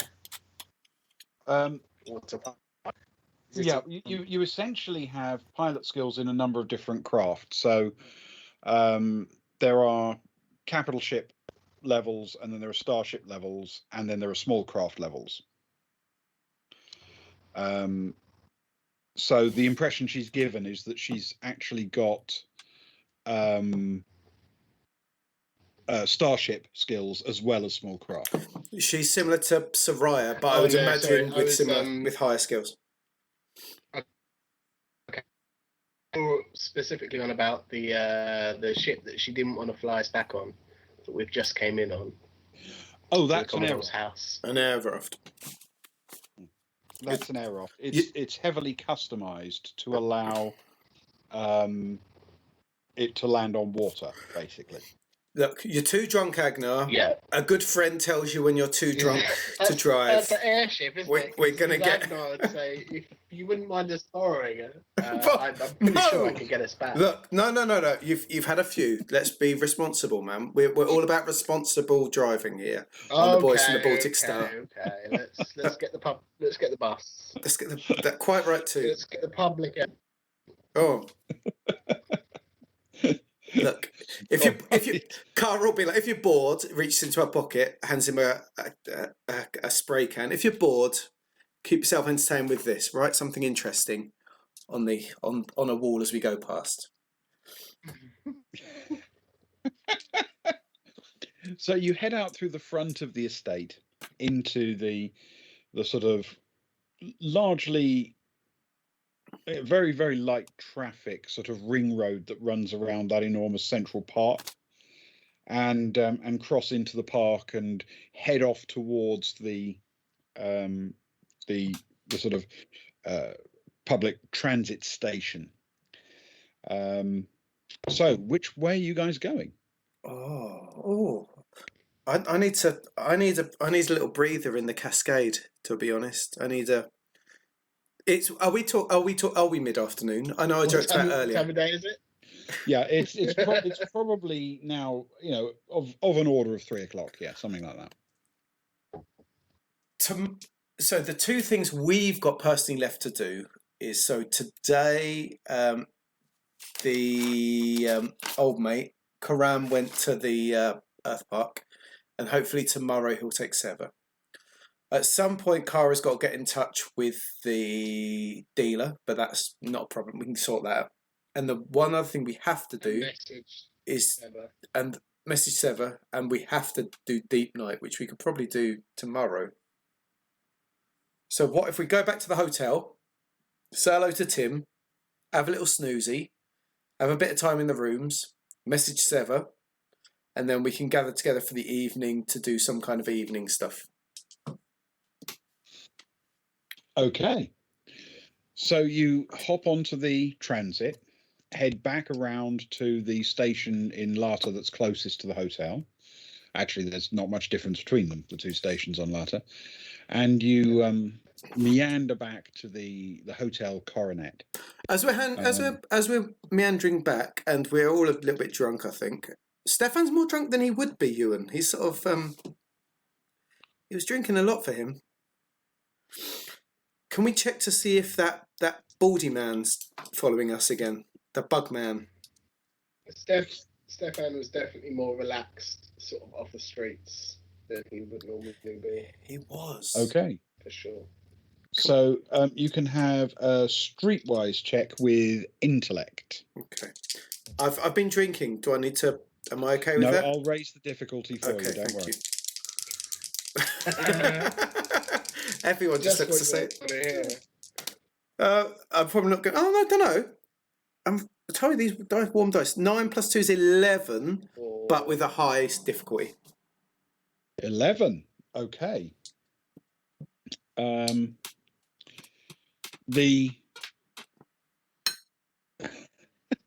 That's a very good roll and a very okay. Yeah, a very good dance as well. That's the way it goes. It's what dice do. Thank you. They do a lot. These two are special. You do notice that there's someone who seems to be paying more attention to you than you'd expect, but not him. Oh. Someone is paying attention, but not buggy, baldy guy. Okay. Mm-hmm. Yes, it is a slightly nondescript, reasonably slim woman. Oh.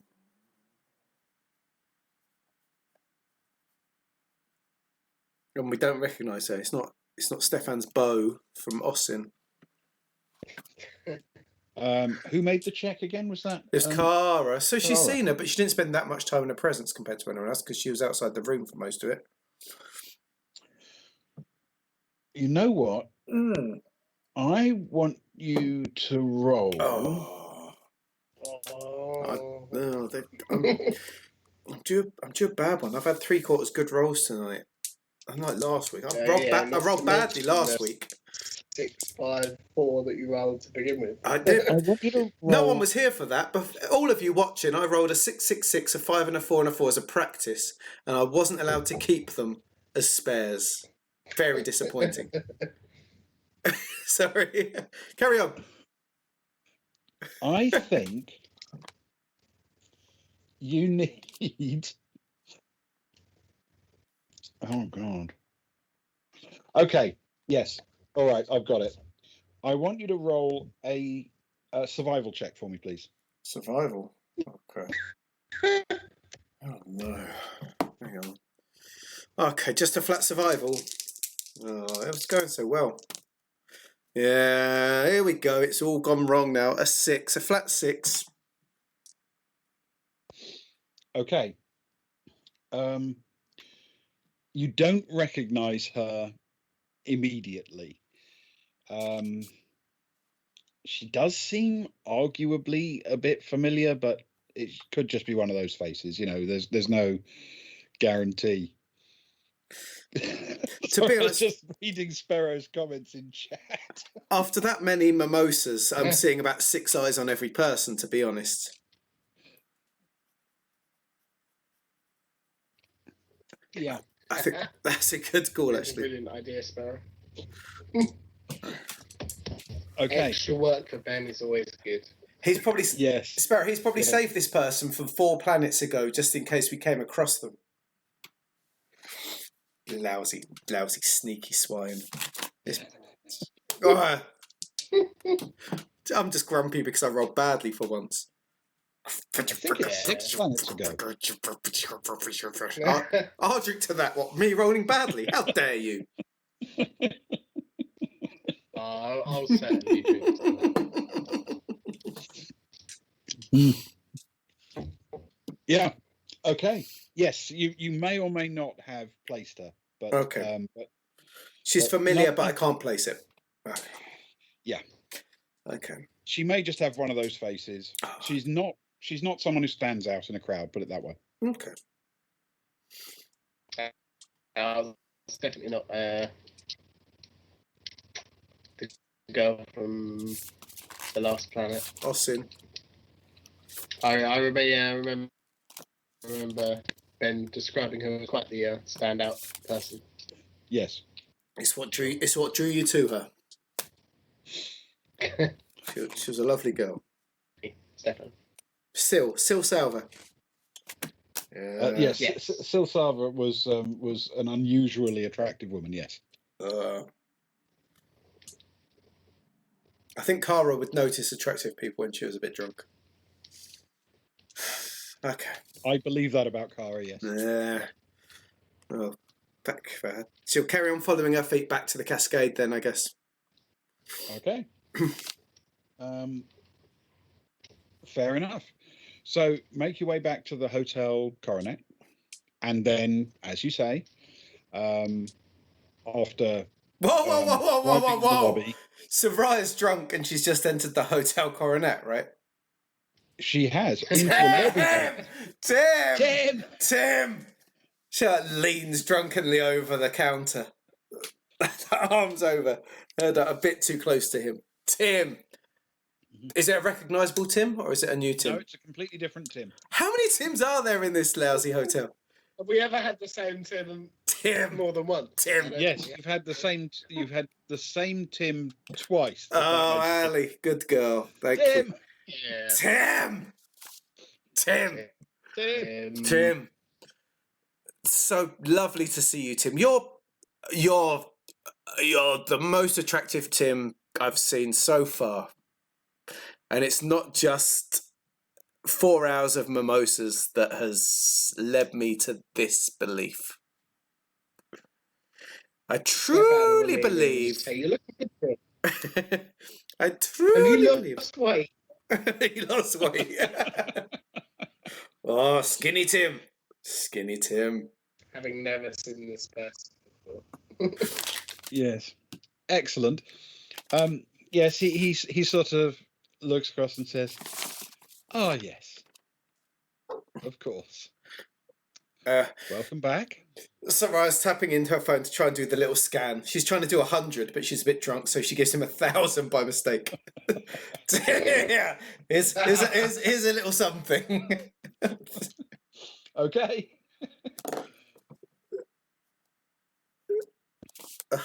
We always look after you, Tim, don't we, Tim? You're our favourite, aren't you, Tim? We're your favourites, aren't we, Tim? Tim. Very much so. Yes, that's what we'd like to hear. Make sure, Tim. Shh. I'm having a little sleepy. Make sure no one comes and interferes with our little sleepies, okay? Shh. Very well. Okay. Good. Nobody will disturb you. Thank you, Tim. Thank you. You're doing good work. Keep the good work. Thank you, Tim. And she drags herself off towards the lift. Just going to random passers-by. I love Tim. If you need anything, ask Tim.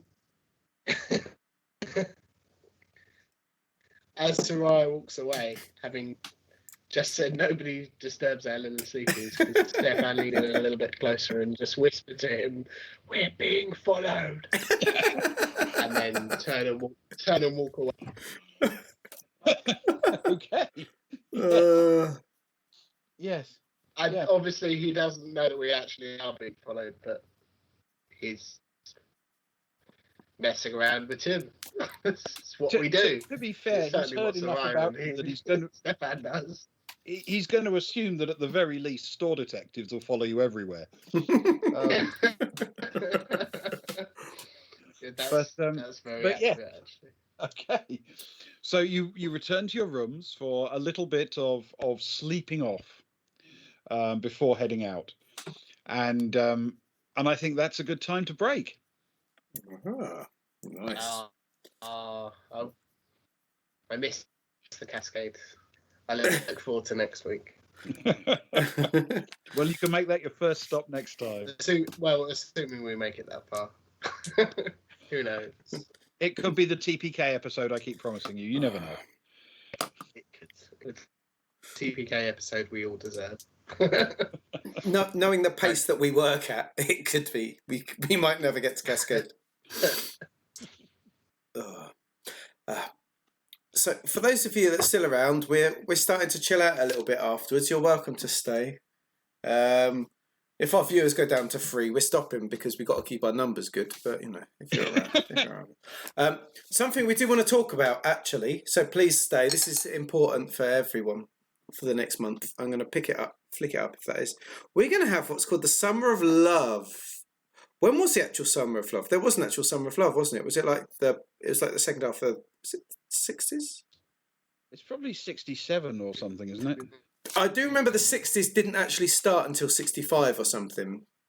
The whole thing is, everyone's big thing about the 60s, it didn't happen until later. But we're having the Summer of Love, and the Summer of Love is running from the 8th to the 30th. So it's not this coming week, but the week after. And the plan is we're going to have... we're going to fill our lives, we're going to fill our timelines with a lot of stuff. Travel is always Friday, while we can. I'll tell you what, Sparrow, it will be, Tim. There's going to be a lot of Traveller. The plan is that on Thursdays, the 8th, we've got a special interview, haven't we, Ewan? We got a special interview. We have indeed. We're talking to some people from the Tangled Web, which is a play-by-post website. Dealing with TTRPGs, where you can log on and play by post. It is what it says. It's a great site. I've been using it mostly for research for our interview, but I've had some fun games and a very warm welcome. So we'll be chatting to them. Yeah, and learning how all that works, because I must confess, it's been a long time since I've seen anyone do that kind of thing. That's back in the... That's my... Play by mail's like my childhood. Stuff like that's teenage time, so that's amazing. Yeah. But it looks like it's having a bit of a resurgence. I think recently they hit like 4,000 signed up members or something. Oh, wow. Crazy. Brilliant. The numbers steeply rose over the last couple of weeks. So... Right. So interesting. Yeah. We're going to have an interview with them, learn about them and how that works, and we'll do that as a schedule. That's on the 8th, isn't it? So that's our launch event, effectively. That's our launch event. So it's a Thursday, the 8th is our launch event for that. They don't know that yet. I haven't told them. The pressure. And then the 5th... Thankfully, they don't have the internet, so they can't possibly find out. They don't know. They're still doing it by it's a secret. Letters. So that's the 8th. And the 15th and 22nd, we're going to do some one-shots. We're going to send the ball out there into the abyss to find some the quirkiest, weirdest one-shots we can find of people in the world of Twitter or whatever. We're going to play a couple of quirky, weird one-shots on the 15th and 22nd. And then the 29th, Gilly is back, and we're going to run... Yes. Oh, yeah, it's got to be like a page of rules, basically. And then we could take it in turns to run those as well. That'd be fun. And then why not? And then the 29th, we're going to do our first main mission on those dark places. Gilly's up for that. She's free on the 29th. So that's our 4 Thursdays. Sparrow, I bring those suggestions. And then the 9th, 16th, 23rd and 30th will be Traveller, of course. It's our bread and butter. It's our one true love. But also, Ben, I'm guessing you're going to at least do one Tuesday during that time. Oh yeah, I mean it may turn out to be 2, but I'll do at least one. I've largely written episode 3. Only weirdly, it's turned out to be episode 4. Oh. Such a confusing very Star Wars of you. It is very, very. It's gone a bit meta. I've written like most of an episode, but it turns out I need an episode to put between the last one and that one. So it's actually going to be. Sure. So I've now got to write episode 3. Okay. But so So Ben has basically agreed that he's going to be doing 2 Tuesdays in July. It's therefore decided whether he wants to or not. So that's every Thursday, every Friday, 2 Tuesdays at least. We're going to do some giveaways for our followers. So we're going to have some physical postcard giveaways with Greyhill Bast. Will go to our followers, and we've got some giveaways which we're going to do for our subscribers. Actual physical stuff from our Etsy shop. I've decided I'll back one of those. So people that come and watch that are subscribers will do that. As well as the fact subscribers get some really cool stuff every month anyway. They get zines and all sorts of stuff to add to the story. Yes, so, in fact, I got my second zine. Was it end of last week, I think? You did. I gave Mr. Leno his today, actually. And I think Ali was going to resubscribe at the weekend and she'll get hers. And the front cover is Ali's picture, actually. So another reason to subscribe, Ali. So yeah, it's very cool. Yeah. Very cool. So, Sparrow, this suggestion of yours, you are 100 goblins in space. This sounds absolutely perfect in every way. I've always felt I was 100 goblins in a man's suit. It sounds wonderful. 100 goblins in a trench coat. in a spacesuit. Obviously. I like it. But we're really interested. It sounds cool. Sparrow, that sounds lovely. What's the? I guess is Twitter the best reach out for communication via bits and pieces like this? Whatever the email that I sent you the zine to, Sparrow, just ping it that way. Actually, if someone's watching now, I think I've got a free sub. Actually, there might be. There's one sub floating around. If someone wants to take it, I don't know. It is there. I bought it but I made a mistake. I meant to give Sparrow one. And then I clicked the wrong thing, so there might actually be a free sub if someone wants to nick it as a freebie. So that's every Thursday, every Friday, every Tuesday. It looks like we could do 100 goblins in space. That sounds magical already. That sounds lovely. That really does sound fun and silly. We'll do that every time, yes. We've got some giveaways. I do like the idea of all our one-shots getting at least, if someone wants to join us for it, them joining us. I'm totally up for that. If someone wants to come and join us for a one-shot, that'd be amazing. And then we're doing one of the big things we're most excited about is like going on to Twitter and this and that about chasing creators. And Ali, are you still doing your meeples at the minute? Because anyone that's doing creative stuff like dice, maps, adventures, anything, we're going to push adverts and videos and anything people want to push. We're really going to get busy on that. I hate this picture because it's just showing me at the minute. Hang on. Yes, there we go. We're really going to start pushing for this month any videos, any pictures that people want to, because it is the summer of love. Our footprint is small, but for our tiny footprint, we want to share the love in our tiny footprint, I guess. We had a big discussion about it this week, didn't we? We had a lot about this. Yeah. Free advertising for anybody who's got something that they want to sell, that they're passionate about, that they enjoy creating, I guess. Yes, we'd love however tiny our platform is. We'd love to use it to support other people who are creating things that are fun and show our support for them, because the community as a whole has been incredibly kind to us, and it's more than fair that we repay the favour as best we can. Exactly. Most definitely, and that potentially that could that goes for Sparrow as well. If you've got your hack 100 Goblins in Space that you've got online anywhere and you want us to advertise the link for it as we're playing it, make sure to send that over and we can get that out as well. Definitely. I'll drink to that. Yeah. I'll drink to that. Excellent. So that was essentially our announcement. That was the The Summer of Love. Our Summer of Love. Our version of it. The Summer of Love. And if we get bored one night, let's do one of those. What's it? What did I call? I'm too drunk. What's it called? That game that everyone plays with their followers. Among Us. No, I'm not playing. I'll be rubbish at that. I want to play Among Us. Are we going to play Among Us? Are we going to play Among Us? We're going to play. Oh, that's it. It's been decided. We're playing Among Us. No. What were you thinking? No, too late now. We're playing. I don't know how we'd stream that. If I'm honest. We're playing. No, people do. I'll find out a way.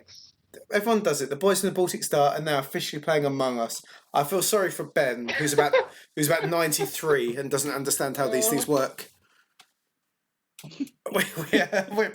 The boys are officially playing Among Us in July, and you can join. We need you to join us.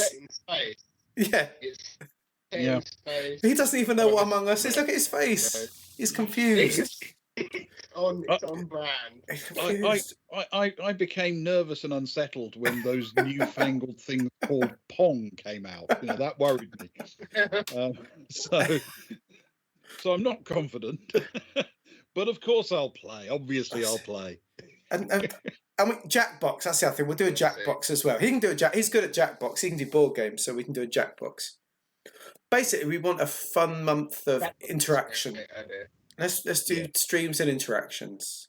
Sparrow, Ali, all of you watching, you're welcome to join, and we'll have a bit of fun. We'll set it up and we'll do a bit of silly stuff. It's July. It's hot. It's sunny. It's the summer of love. In fact, it's officially the summer of love. There it is. Yeah. There we go. Yeah. And it is an opportunity to show a bit of love back to the people who've been so kind to us. So thank you, everyone. Yeah. Now we're going to descend into random rambling now for a little while. So feel free to stay on, of course. I might look for a thingy as well. Hang on a sec. Oh, what are they called? Who's good tonight? Oh, there's not many channels on tonight. We might have to mutter for a little bit. That's all right. Muttering for a little bit is basically what we do. Is it? And we're quite good at nattering for a little bit until the time zone catches up to an appropriate stream time somewhere in a heavily populated area. And they're raiding them. Hang on a sec. Let me see hang on. Let me see if I can do something useful. Bear with me a second. Hang on a sec, everyone. I'm just trying to be useful. Hello to the two people that just joined. They're going to be very disappointed because we're just finishing the stream and we're just getting absolute nonsense. Thank you, though, for clicking us. We really appreciate your love. We go 10:30. Yeah. We start from 10:30 on a Friday, UK time, which is 6:30. 6:30 Eastern, isn't it? 5:30 Central. 5:30. 5:30. Yeah. I get confused. But thank you. Thank you for just clicking on us. But if you we were just talking about next month. If you do stay here, and all the. If you do stay here, I've just cashed in 250 points to make you and tell a bad joke. So it's worth staying for at least 20 seconds for that, if nothing else. Yes. If I were you. Thanks, Luke. This one's for you. We've got new viewers. How many tickles does it take to make an octopus laugh?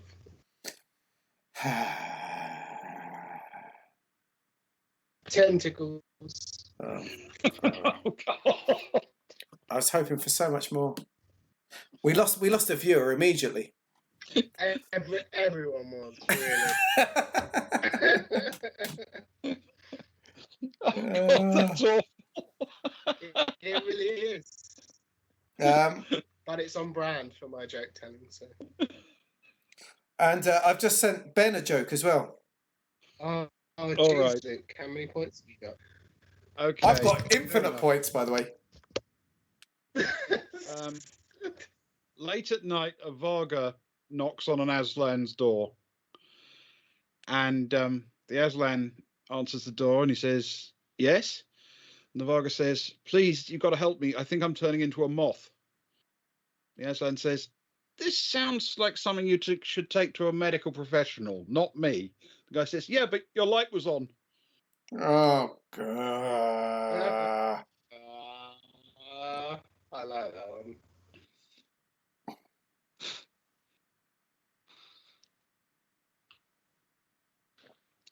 So I'm so upset. I'm ignoring it. You know what? That wasn't great. I'll tell you what. I tell you what. You're gonna quit while you're ahead.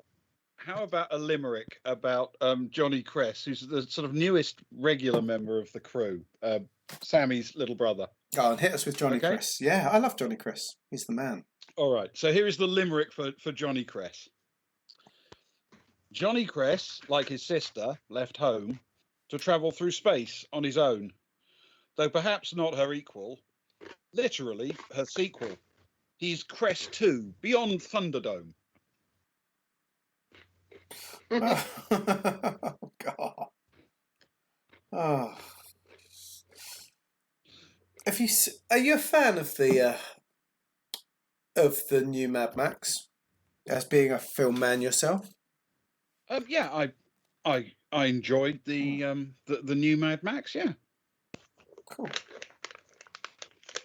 So ID Vision. I'm sorry, I'm typing, but my fingers are very slow at this time of night. My talking is very fast. It's quicker just to talk.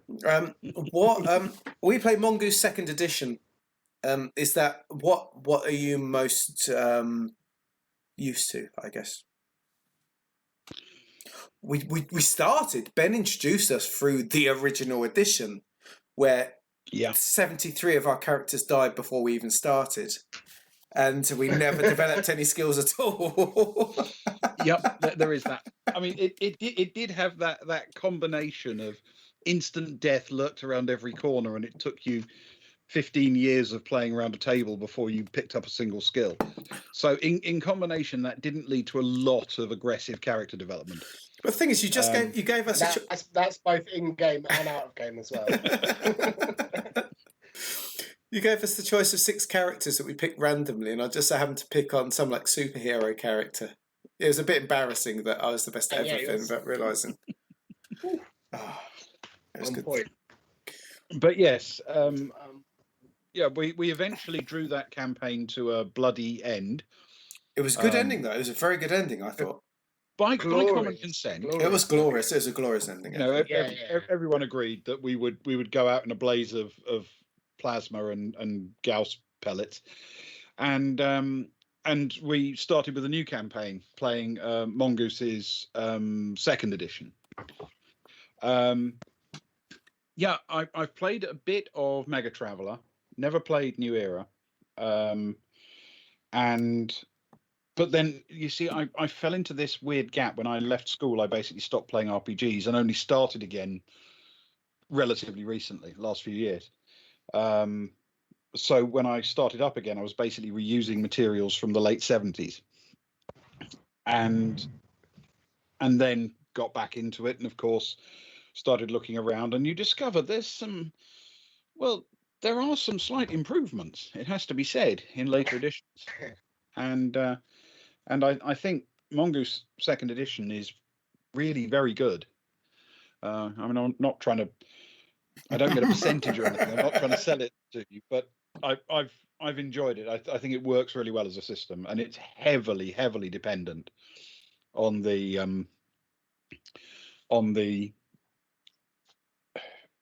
basic rule system that is inherited from Classic Traveller. It's very reminiscent. So I'm hearing quite a few people. You said about D20. I'm starting to hear a few people. Me and you both joined the Facebook Traveller group, and there does seem to be a hardcore that do play the D20 at the minute. Yeah, that are sort of quite into that, and a lot playing the D66, the D whatever it's called, the D66. I love the D66. The D. I love a bit of D66. That's good stuff. But, yeah, well, I mean the D66 tables books, which are there's a whole series of them available on places like Drive Through RPG, can be really useful resources.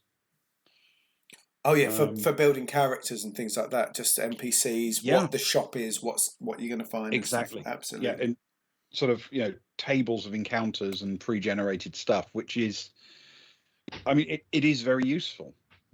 It's essentially what I do by ulterior motives and secret tricks, but it's more random than that. ID Visions, we're going to play. You're you're quick at typing. I appreciate it. So we're going to play a little quiz to see whether you should come back on a Friday or not. Which is your favourite? A, going against lots of Marines and shooting them with lots of guns. B, sinister, weird, mysterious Zidane things. Or C, shopping trips.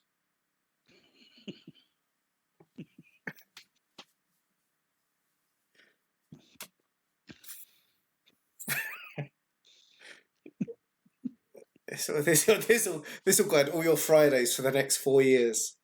Yeah. Now we're frozen, paralysed. Yes. Yes. I tell you what, Zidane. We've got a. So we joke. We do a lot. We're quite light-hearted. But the A option is our least option, whereas the intrigue is actually quite big, actually. We've taken over a couple of planets through assassinations and a lot of political stuff. And we've got one of the people that we're working with in our crew is a Zidane. And our biggest enemy, Fess, is a Zidane as well. So there's a lot of that Zidane intrigue. We don't quite know what's going on. There's mysterious carvings. There's sort of... I feel like we're being caught around the edge of like a plug hole, dragging us in. We're desperately clinging onto shopping trips, but we're slowly dragged into a terrible pit of Zidane nightmares. Which I think about how things are coming to a head. Exactly, how things are coming to a head. Yeah. We're clinging on to clothes shopping. Sense, though, that impending sense of doom. Yeah, I just want to trade for fish. Don't make me do these other things. The way we've ended up playing, it's just the sort of routine we've fallen into. We're relatively RP heavy. There's not a lot of combat. Obviously, there is some. Yeah. It's mostly role playing. It's plotting. It's exploring and seeing new worlds. And not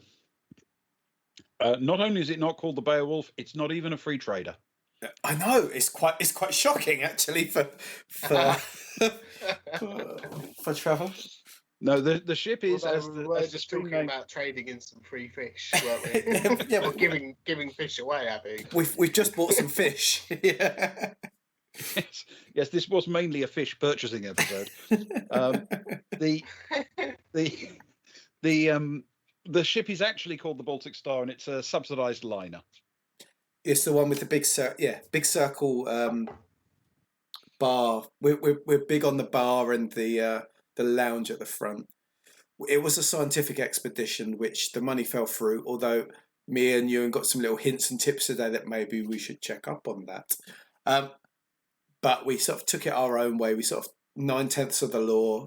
Possession's 9/10 of the law. We took it as ours, and we've taken some passengers. We've taken some passengers on. We've updated the lounge, made it look all pretty. Half Soviet propaganda and half 1920s flapper girl, I think, is pretty much what we've made it graphically. Yes. As a group, they're slightly anarchic, and it's quite RP heavy, and it's quite it's very story heavy, I would say. It's very narrative. We've done a bit of everything. Yeah. We've definitely done a bit of everything. Suboptimal. We've definitely done a bit of everything. Every now and then, for no adequately explored reason, we tell the ongoing episodic story of a cat. Yeah. That's which is completely unrelated to the... Basically, the ship's cat. 2.5 hours of role playing is just there so that we can tell the story of a cat for 5 minutes. What we've done is, so in the time that we've played, we've had the Baltic Star. Yeah, it's just Sparrow just tells us we have to do it. Oh, is there an adventure with the Baltic Star name? Oh, Ben, have you been found out? Have you been reusing stories? I certainly cannot. I cannot swear that there isn't. I haven't heard of it. I will tell you, if you're interested, where the Baltic Star name comes from. Please, actually, You know what? There's nothing I'd rather do. I've got some wine in my glass. I've got some crisps by my knees. The Baltic Star, the original Baltic Star, still exists. She's a very large, I think, full 3-master sailing ship. You are Based somewhere in Estonia or something like that. And she's sort of a tourist attraction and a training ship for sea cadets and things like that. Oh, nice. And it occurred to me that if such a ship, it's like 150-year-old ship, you understand, is still around today, it's possible that her name would be commemorated far into the future. So that's where the name comes from. That was the way. Strong name as well.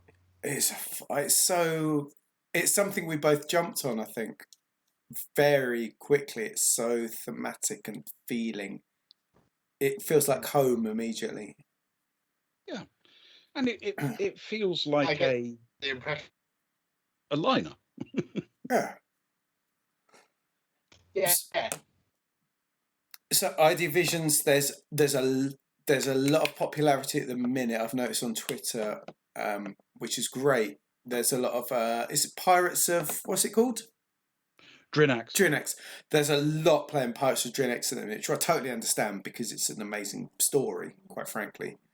But if Pirates hit the Baltic Star, we would fall apart in seconds. We're not very much built for that. We're cruising around, drinking some whiskies, going from planet to planet, and Kara's making. We've got 4 of us in the crew. I think you joined late enough. We've got Kara, who's an anarchist artist, who is the what do they call it in D&D? What's the speaker's name in D&D? They call it not the voice. They call it something. She's the talk. The face. She's the face, right? She's kind of the face when it comes to talking or trading. But then she also the first Agnar, who it was a general, and he's a furry. As I'm now referring to him, the old wolf boy. So he's our military medic guy, but he's also his social skills are very high. So if it's someone posh, he talks to them. If it's a bit more salt of the earth or a bit jokey, it's Kara. They're the 2 talky people, I guess. And then you've got Soraya and Stefan, who are more. If it was like a spaceship, they'd be almost like the mechanics, the underground people. But Stefan's good. He nicked a spaceship and he's amazing. And he can follow. He'll spy on someone across the way. He's a man. and Soraya's kind of all about. She's all about gaffer tape. I think at one point. He's the man. He's the man with nicking. And Soraya's gaffer tape and WD-40. And getting drunk. And can do anything, right? She's the jack of all trades. She can do a bit of anything. Yeah. So between so that's the crew. No, it's all. We've got a lot of gaps. None of us can sail a boat. So if you go back into Twitch into our previous adventures, we've nearly died a couple of times because of being in a boat. None of us can sail. None of us can. There's a number of things. We're rubbish at languages. None of us can really fly very much, except hot air balloons. That's pretty much the only thing we can fly. Animal skills. And we can't do anything with animals. There's a lot of gaps in our repertoire, but we muddle by, and I think we love the fact that we're suboptimal. The megalodon. We nearly. Soraya nearly got eaten by a megalodon, which was quite upsetting for me. Very close. Yeah. I think it was 1 roll away from Soraya dying just on It was 1 roll. It's quite upsetting. I got it. Oh yeah, I was worried, but we just about made it, and it was only by an 8 as well. It wasn't a big roll. As ID Visions, I don't know. In Mongoose Traveller, it's 8 is the standard pass with 2 d6s, and I think she hit an 8 on her saving roll, and I think that was with a +1 as well. So she was she skirted. I didn't know this at the time. He didn't tell me at the time. He told me safely an hour and a half later when I was more drunk and therefore more amenable to the situation that my beloved character nearly died. Oh. Yeah, the reality is, as a group, we're telling a collaborative story, and it's quite big and expansive, and there's a lot of places to visit, worlds to see. We do a lot of exploring, basically. And we're just about to go on a big cricket tour. That's what I'm most excited about. Yes, yes, we're about to play some space cricket. Weirdly, Actually, this might put off ID Visions if he's not he or she is not a British cricket fan or an Aussie cricket fan or an Indian cricket fan, but or any kind of cricket fan. any kind of cricket fan. It's like baseball, but more angry. But yes. I feel like it's going to be a bit like a murder. I feel that our trip on the big cricket liner. So Ben said that the big cricket event, because cricket's a 5-day game which has lived over to the future, and you're saying it's a big cruise. It's basically a big cruise. It feels like Merger on the Orient Express to me. I'm quite excited by being on a ship for a week with all these people we don't know. I'm actually quite buzzing. This is the most buzzing I've been about things. You first discussed it about 3 or 4 weeks ago, the possibility of it, the first time Buckyball came to light. Well, to be fair, I'm I can't quite take excited. entire credit for it. The sport, true, and the design of it, and I think you'll like the ship as well when you see it, and lots of things like that. But the inspiration behind it was yours. You asked if Soraya could have a sport to get interested in, and I gave you 2 options, and you picked the one that was basically space cricket. Well, as a cricketer myself, I love the idea of space cricket, and it's a 5-day game. It gives itself to space, not like dark, space as in like areas. It's space and time to do things in. Things can happen during a game. It's not a 90-minute game. Things can happen. Well, I love the fact that it was a game you could play for a little less than a week, given that a jump in Traveller takes a week. So you can literally start the jump and then start your game of Buckyball and finish the game just before you come out of jump the other end. So it provides in-flight entertainment for your passengers and employment for your players, and it becomes a collaborative exercise since it's played in 0G. But you were saying it's perfect for it, isn't it? You were saying like they have their 1-day games in orbit, so they'll have a couple of 1-day games in orbit, like the shorter version of cricket, because cricket's played, for those who don't know, cricket's played over various versions. 5-day, one kind of full day, and then like an evening are the main 3 forms really. But Ben was saying like the ship would come into orbit, they'd play like Dilabru versus the Geeks, Giikur for a couple of 1-day games, and then they would make their 1-week jump as is Traveller thing, and you play a whole game. And I feel pretty confident you are going to love the design of the ship. I love it. I'm quite excited already, to be honest. I've got tingles. This is like role-playing, sci-fi and cricket with an anarchist artist and a furry. Yeah. What more could you need? And fish purchasing. and all the fish we could need. Fish for the poor. I had to throw them out the window as I go past. Fish for the poor. All the things. And Stefan's going to do some sneaking around, no doubt, like Miss Marple. He's going to be like the space Miss Marple. Miss Marple, but more murder hobo-y. Murder hobo Miss Marple. No, we're not actually murder hobos at all, to be fair. It could be a bit unless you're quite powerful. Or a gardener. Or a gardener. Yeah, or Ewan has been known to kill a gardener for no good reason. Well, don't frame it like that. There was a whole situation going on, we got caught up in the moment. Things happened. He was in the wrong place at the wrong time. I didn't know he was a gardener. Yeah, you say that. You didn't ask. You just came bundling through a door and started shooting at just any old person with a rake that you saw. Yeah, right, that's fair. can't argue with that. Really, can I? It is What can I say to that? it is arguably the closest that the four main PCs that we have come to Murder Hobo. It's not really their way. They're much more analytical and much more. But there was a bit of a setup because he'd become quite angry with the way people kept lying to him when he was pointing guns at them. yeah. Are you this? Yes. No, you're not.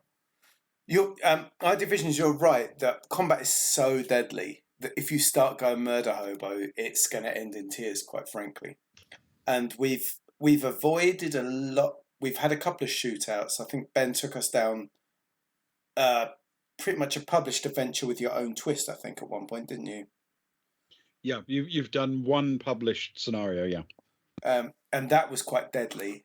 But there's been some really interesting other things that have dragged us. We've been down with one or two of our stats down. At least us, or each of us have had one PC down at least one, and we've had an NPC down two to that. So it's been, and that's with one shot because armor's only stopping 12 damage.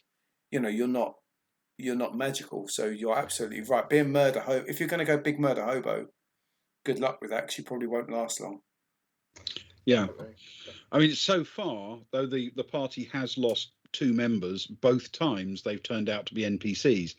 But that was by no means a given in those situations. It could have gone differently. I say depending on your role of who the target was, wasn't it? So yeah, reef. Yeah. The second one was a bit of a sort of shootout in a phone box. Basically, it was a very, very close in, desperate situation, and yeah, I had to roll for the choice of target that the bad guy would pick.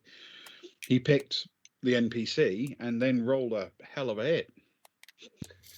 And to be fair, last session, Stefan ended. In fact, he still is on 1 point of endurance from a selection of sea bats.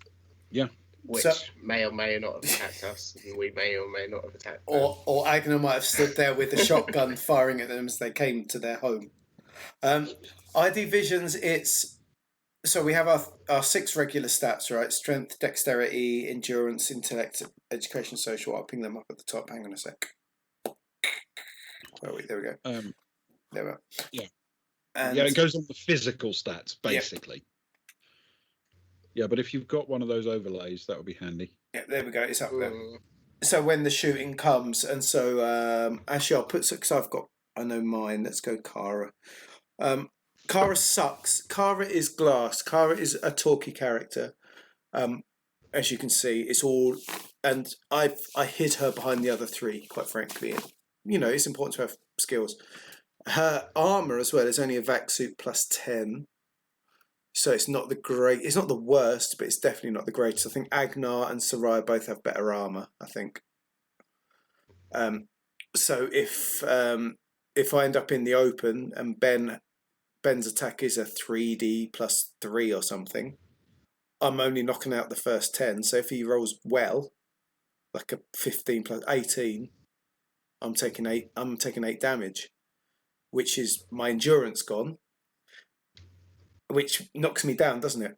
And then I'm that down would essentially render you order combat. And then I'm losing 2, which I'll probably take out of Dex, which then has got to be healed. So she's down and out, and then if I lose another, it's bleeding out, isn't it? I believe. Yeah. So. Yeah. They're glass. They're still glass. Mongoose is still glass. So.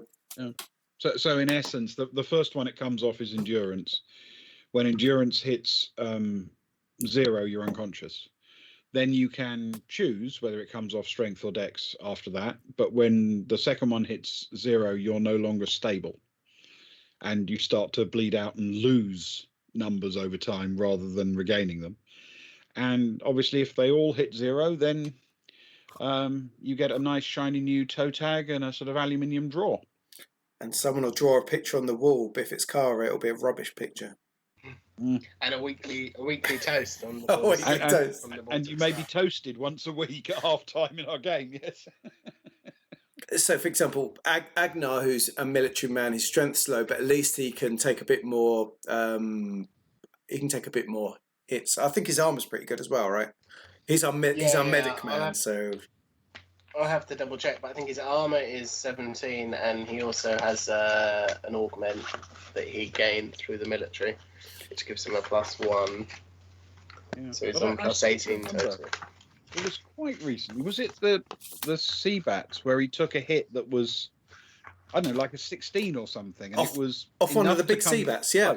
Yeah, off the big Seabat. Yeah, definitely. It was enough to come close to getting all the way through his armor and his protection. Yeah. And again, at which point, he's not very. His endurance isn't too bad, but then when that goes, he's not really got a choice. If it comes up his strength, he's starting to bleed out straight away. Yes. Yeah. All it takes is a couple of hits and a couple of half decent damage rolls, and I think we're in trouble. Yeah. And to a great extent, it does kind of depend on the enemy you're facing, of course, because if you're in a bar fight, you're unlikely to get to the point where you're bleeding to death. Yeah. But if somebody's firing heavy military weapons at you, you can get just obliterated with a single hit. I'll drink to that. Good use of a credit, I'd say. Oh, I'm out of wine. I need to go get some vodka. Hang on, I'll drink to that with my dregs.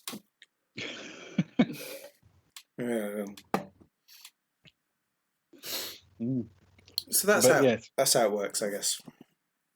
Yeah, and this was something like episode 19, wasn't it? So we've been playing for a while now. That's our streamed. We played a number of sessions before, but I think we talked about it in the past. We did a catch up on Twitch because we played a bit before lockdown, and then during the start of lockdown, then we're like, actually, we're enjoying it. Let's see if people want to watch it. We're going to play it anyway, and we're stuck at home, so let's share it with you guys and bring the love and bring the joy and bring the cats and bring the violence.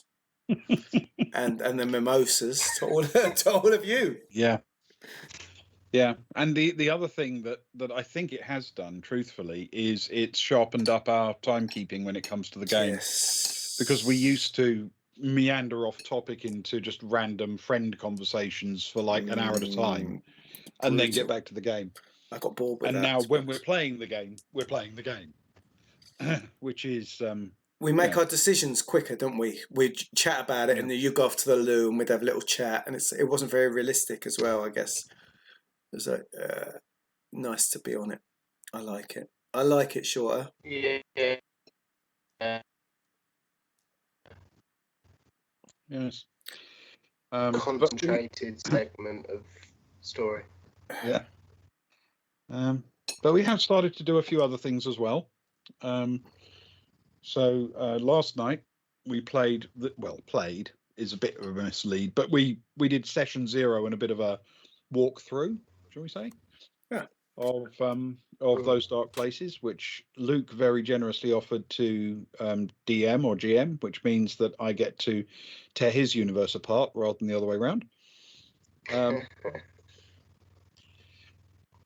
Which is lovely.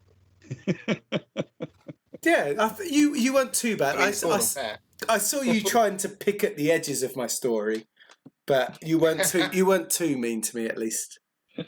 And to be honest, Gilly picked just as much, quite frankly, so it was all right. I wasn't trying to be needlessly cruel, just cruel enough to remind you that occasionally the tables turn around. All right. Symbiotic. I've never GM'd before. You were very kind to me, at least, so it was all right. Well, you've also got to give a little bit of feedback, even if it's not exactly what the GM's expecting. If you just I've got no dregs ID visions. Stop! I'll drink to that unless I've got to go to the kitchen, and that's like 20 meters away. Have I got to go to the kitchen? Look, you keep talking, you lot. I need to. I'll drink to that. Keep talking. Okay.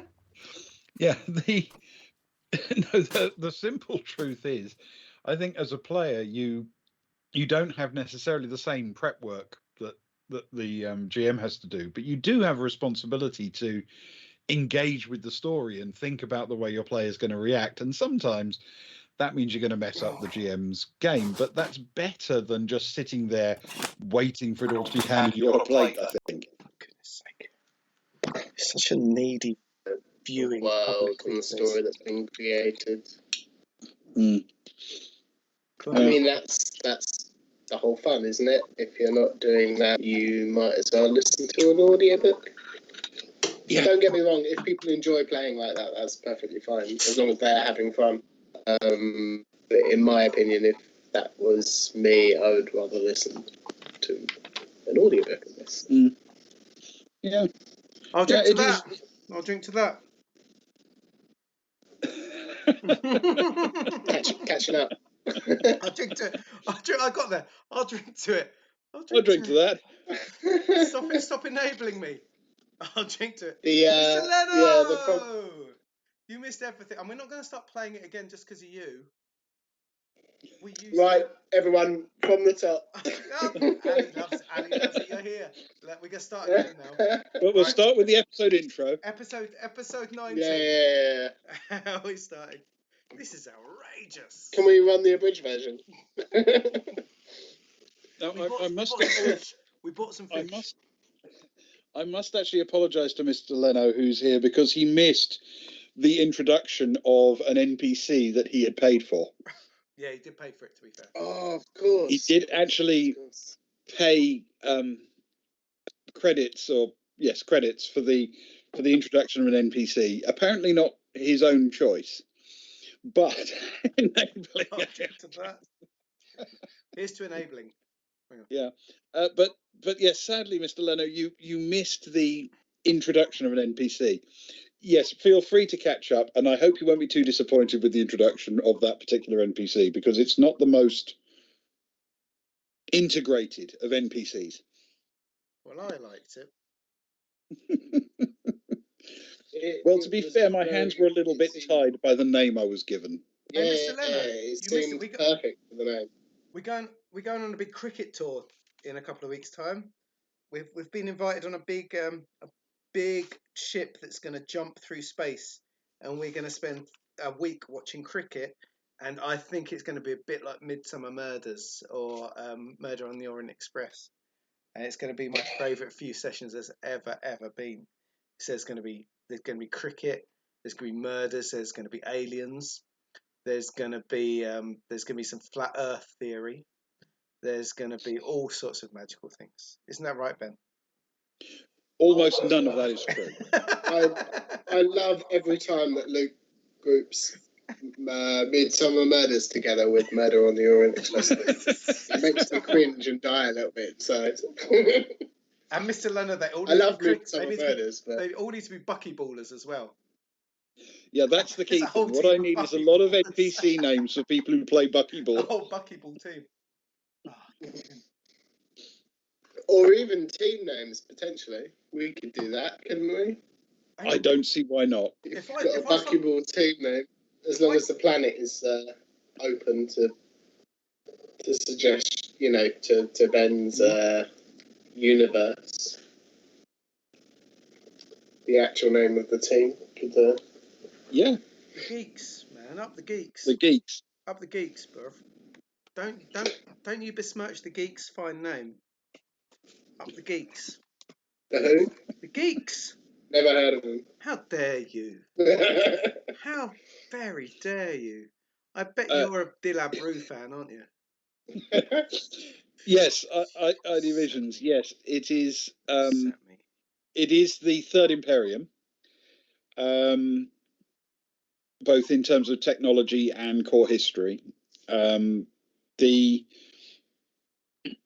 thing that is, I'm using what you might call the sparse details of the Third Imperium systems, taken from published materials where I have them and when not, Traveller Map. And then, if you've played Traveller, you're familiar with this. Essentially, you get like 8 digits that identify everything you know about that system. And then these guys turn up and they actually want places to visit and things to see and people to talk to, which are not in those 8 digits, which... Why'd you put it over my face, Luke? Up the geeks. Oh, hang on, there we Just are. because I badmouthed the geeks. There we are. Which, Up the geeks. So Geeks. past that sort of initial thing of here are the 8 digits which determine how much water coverage you've got, how much what the atmosphere is like, everything else is pretty much mine that I create. So if you take your campaign to the same place, you'll invent a completely different world, unless you want to use the same basic concept as mine. Of course you can. I certainly don't mind. But so this world they're on at the moment, Giikur, it has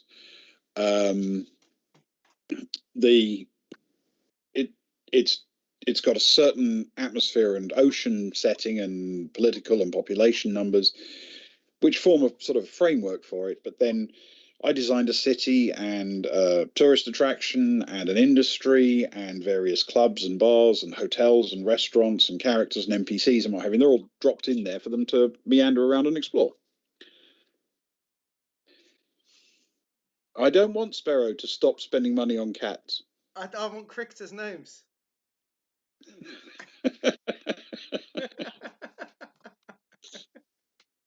Yes, Mr. Leno, I do desperately want you to name someone who is not called Van Cotswolds, and in an ideal world is also not called Spiffy Whistle. That was good, though. That was good. In a completely ideal world, because Donald Spiffy Whistle did make their debut this evening. You missed some top quality spiffy whistling. But I feel my hands were slightly tied by the name, so I had to go a little bit oblique. Yeah, definitely. I don't think you'll be disappointed. It was on point. It was on point for the name given. You won't be disappointed with who ended up as Spiffy Whistle. Let's put it that way.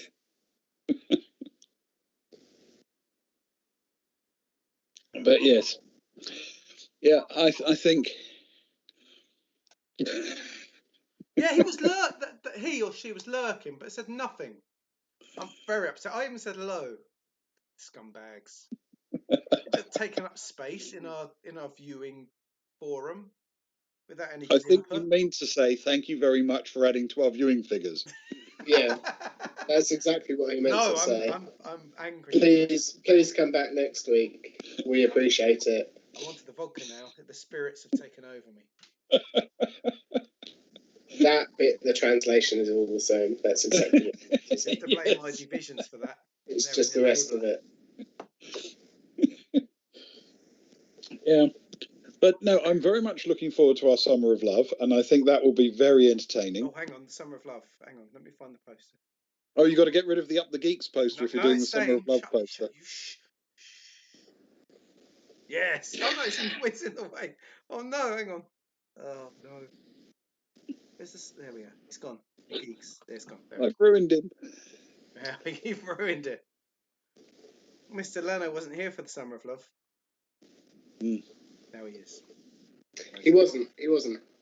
Basically, we're doing lots and lots of streams. We're going to advertise some community content stuff if anyone's got anything they want to send us during ad breaks. And we're going to do a few one-shots.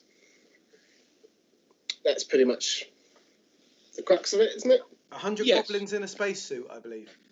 Yeah. There was something about goblins. 100 goblins in space. 100 goblins in space. Something like that. Which we're all really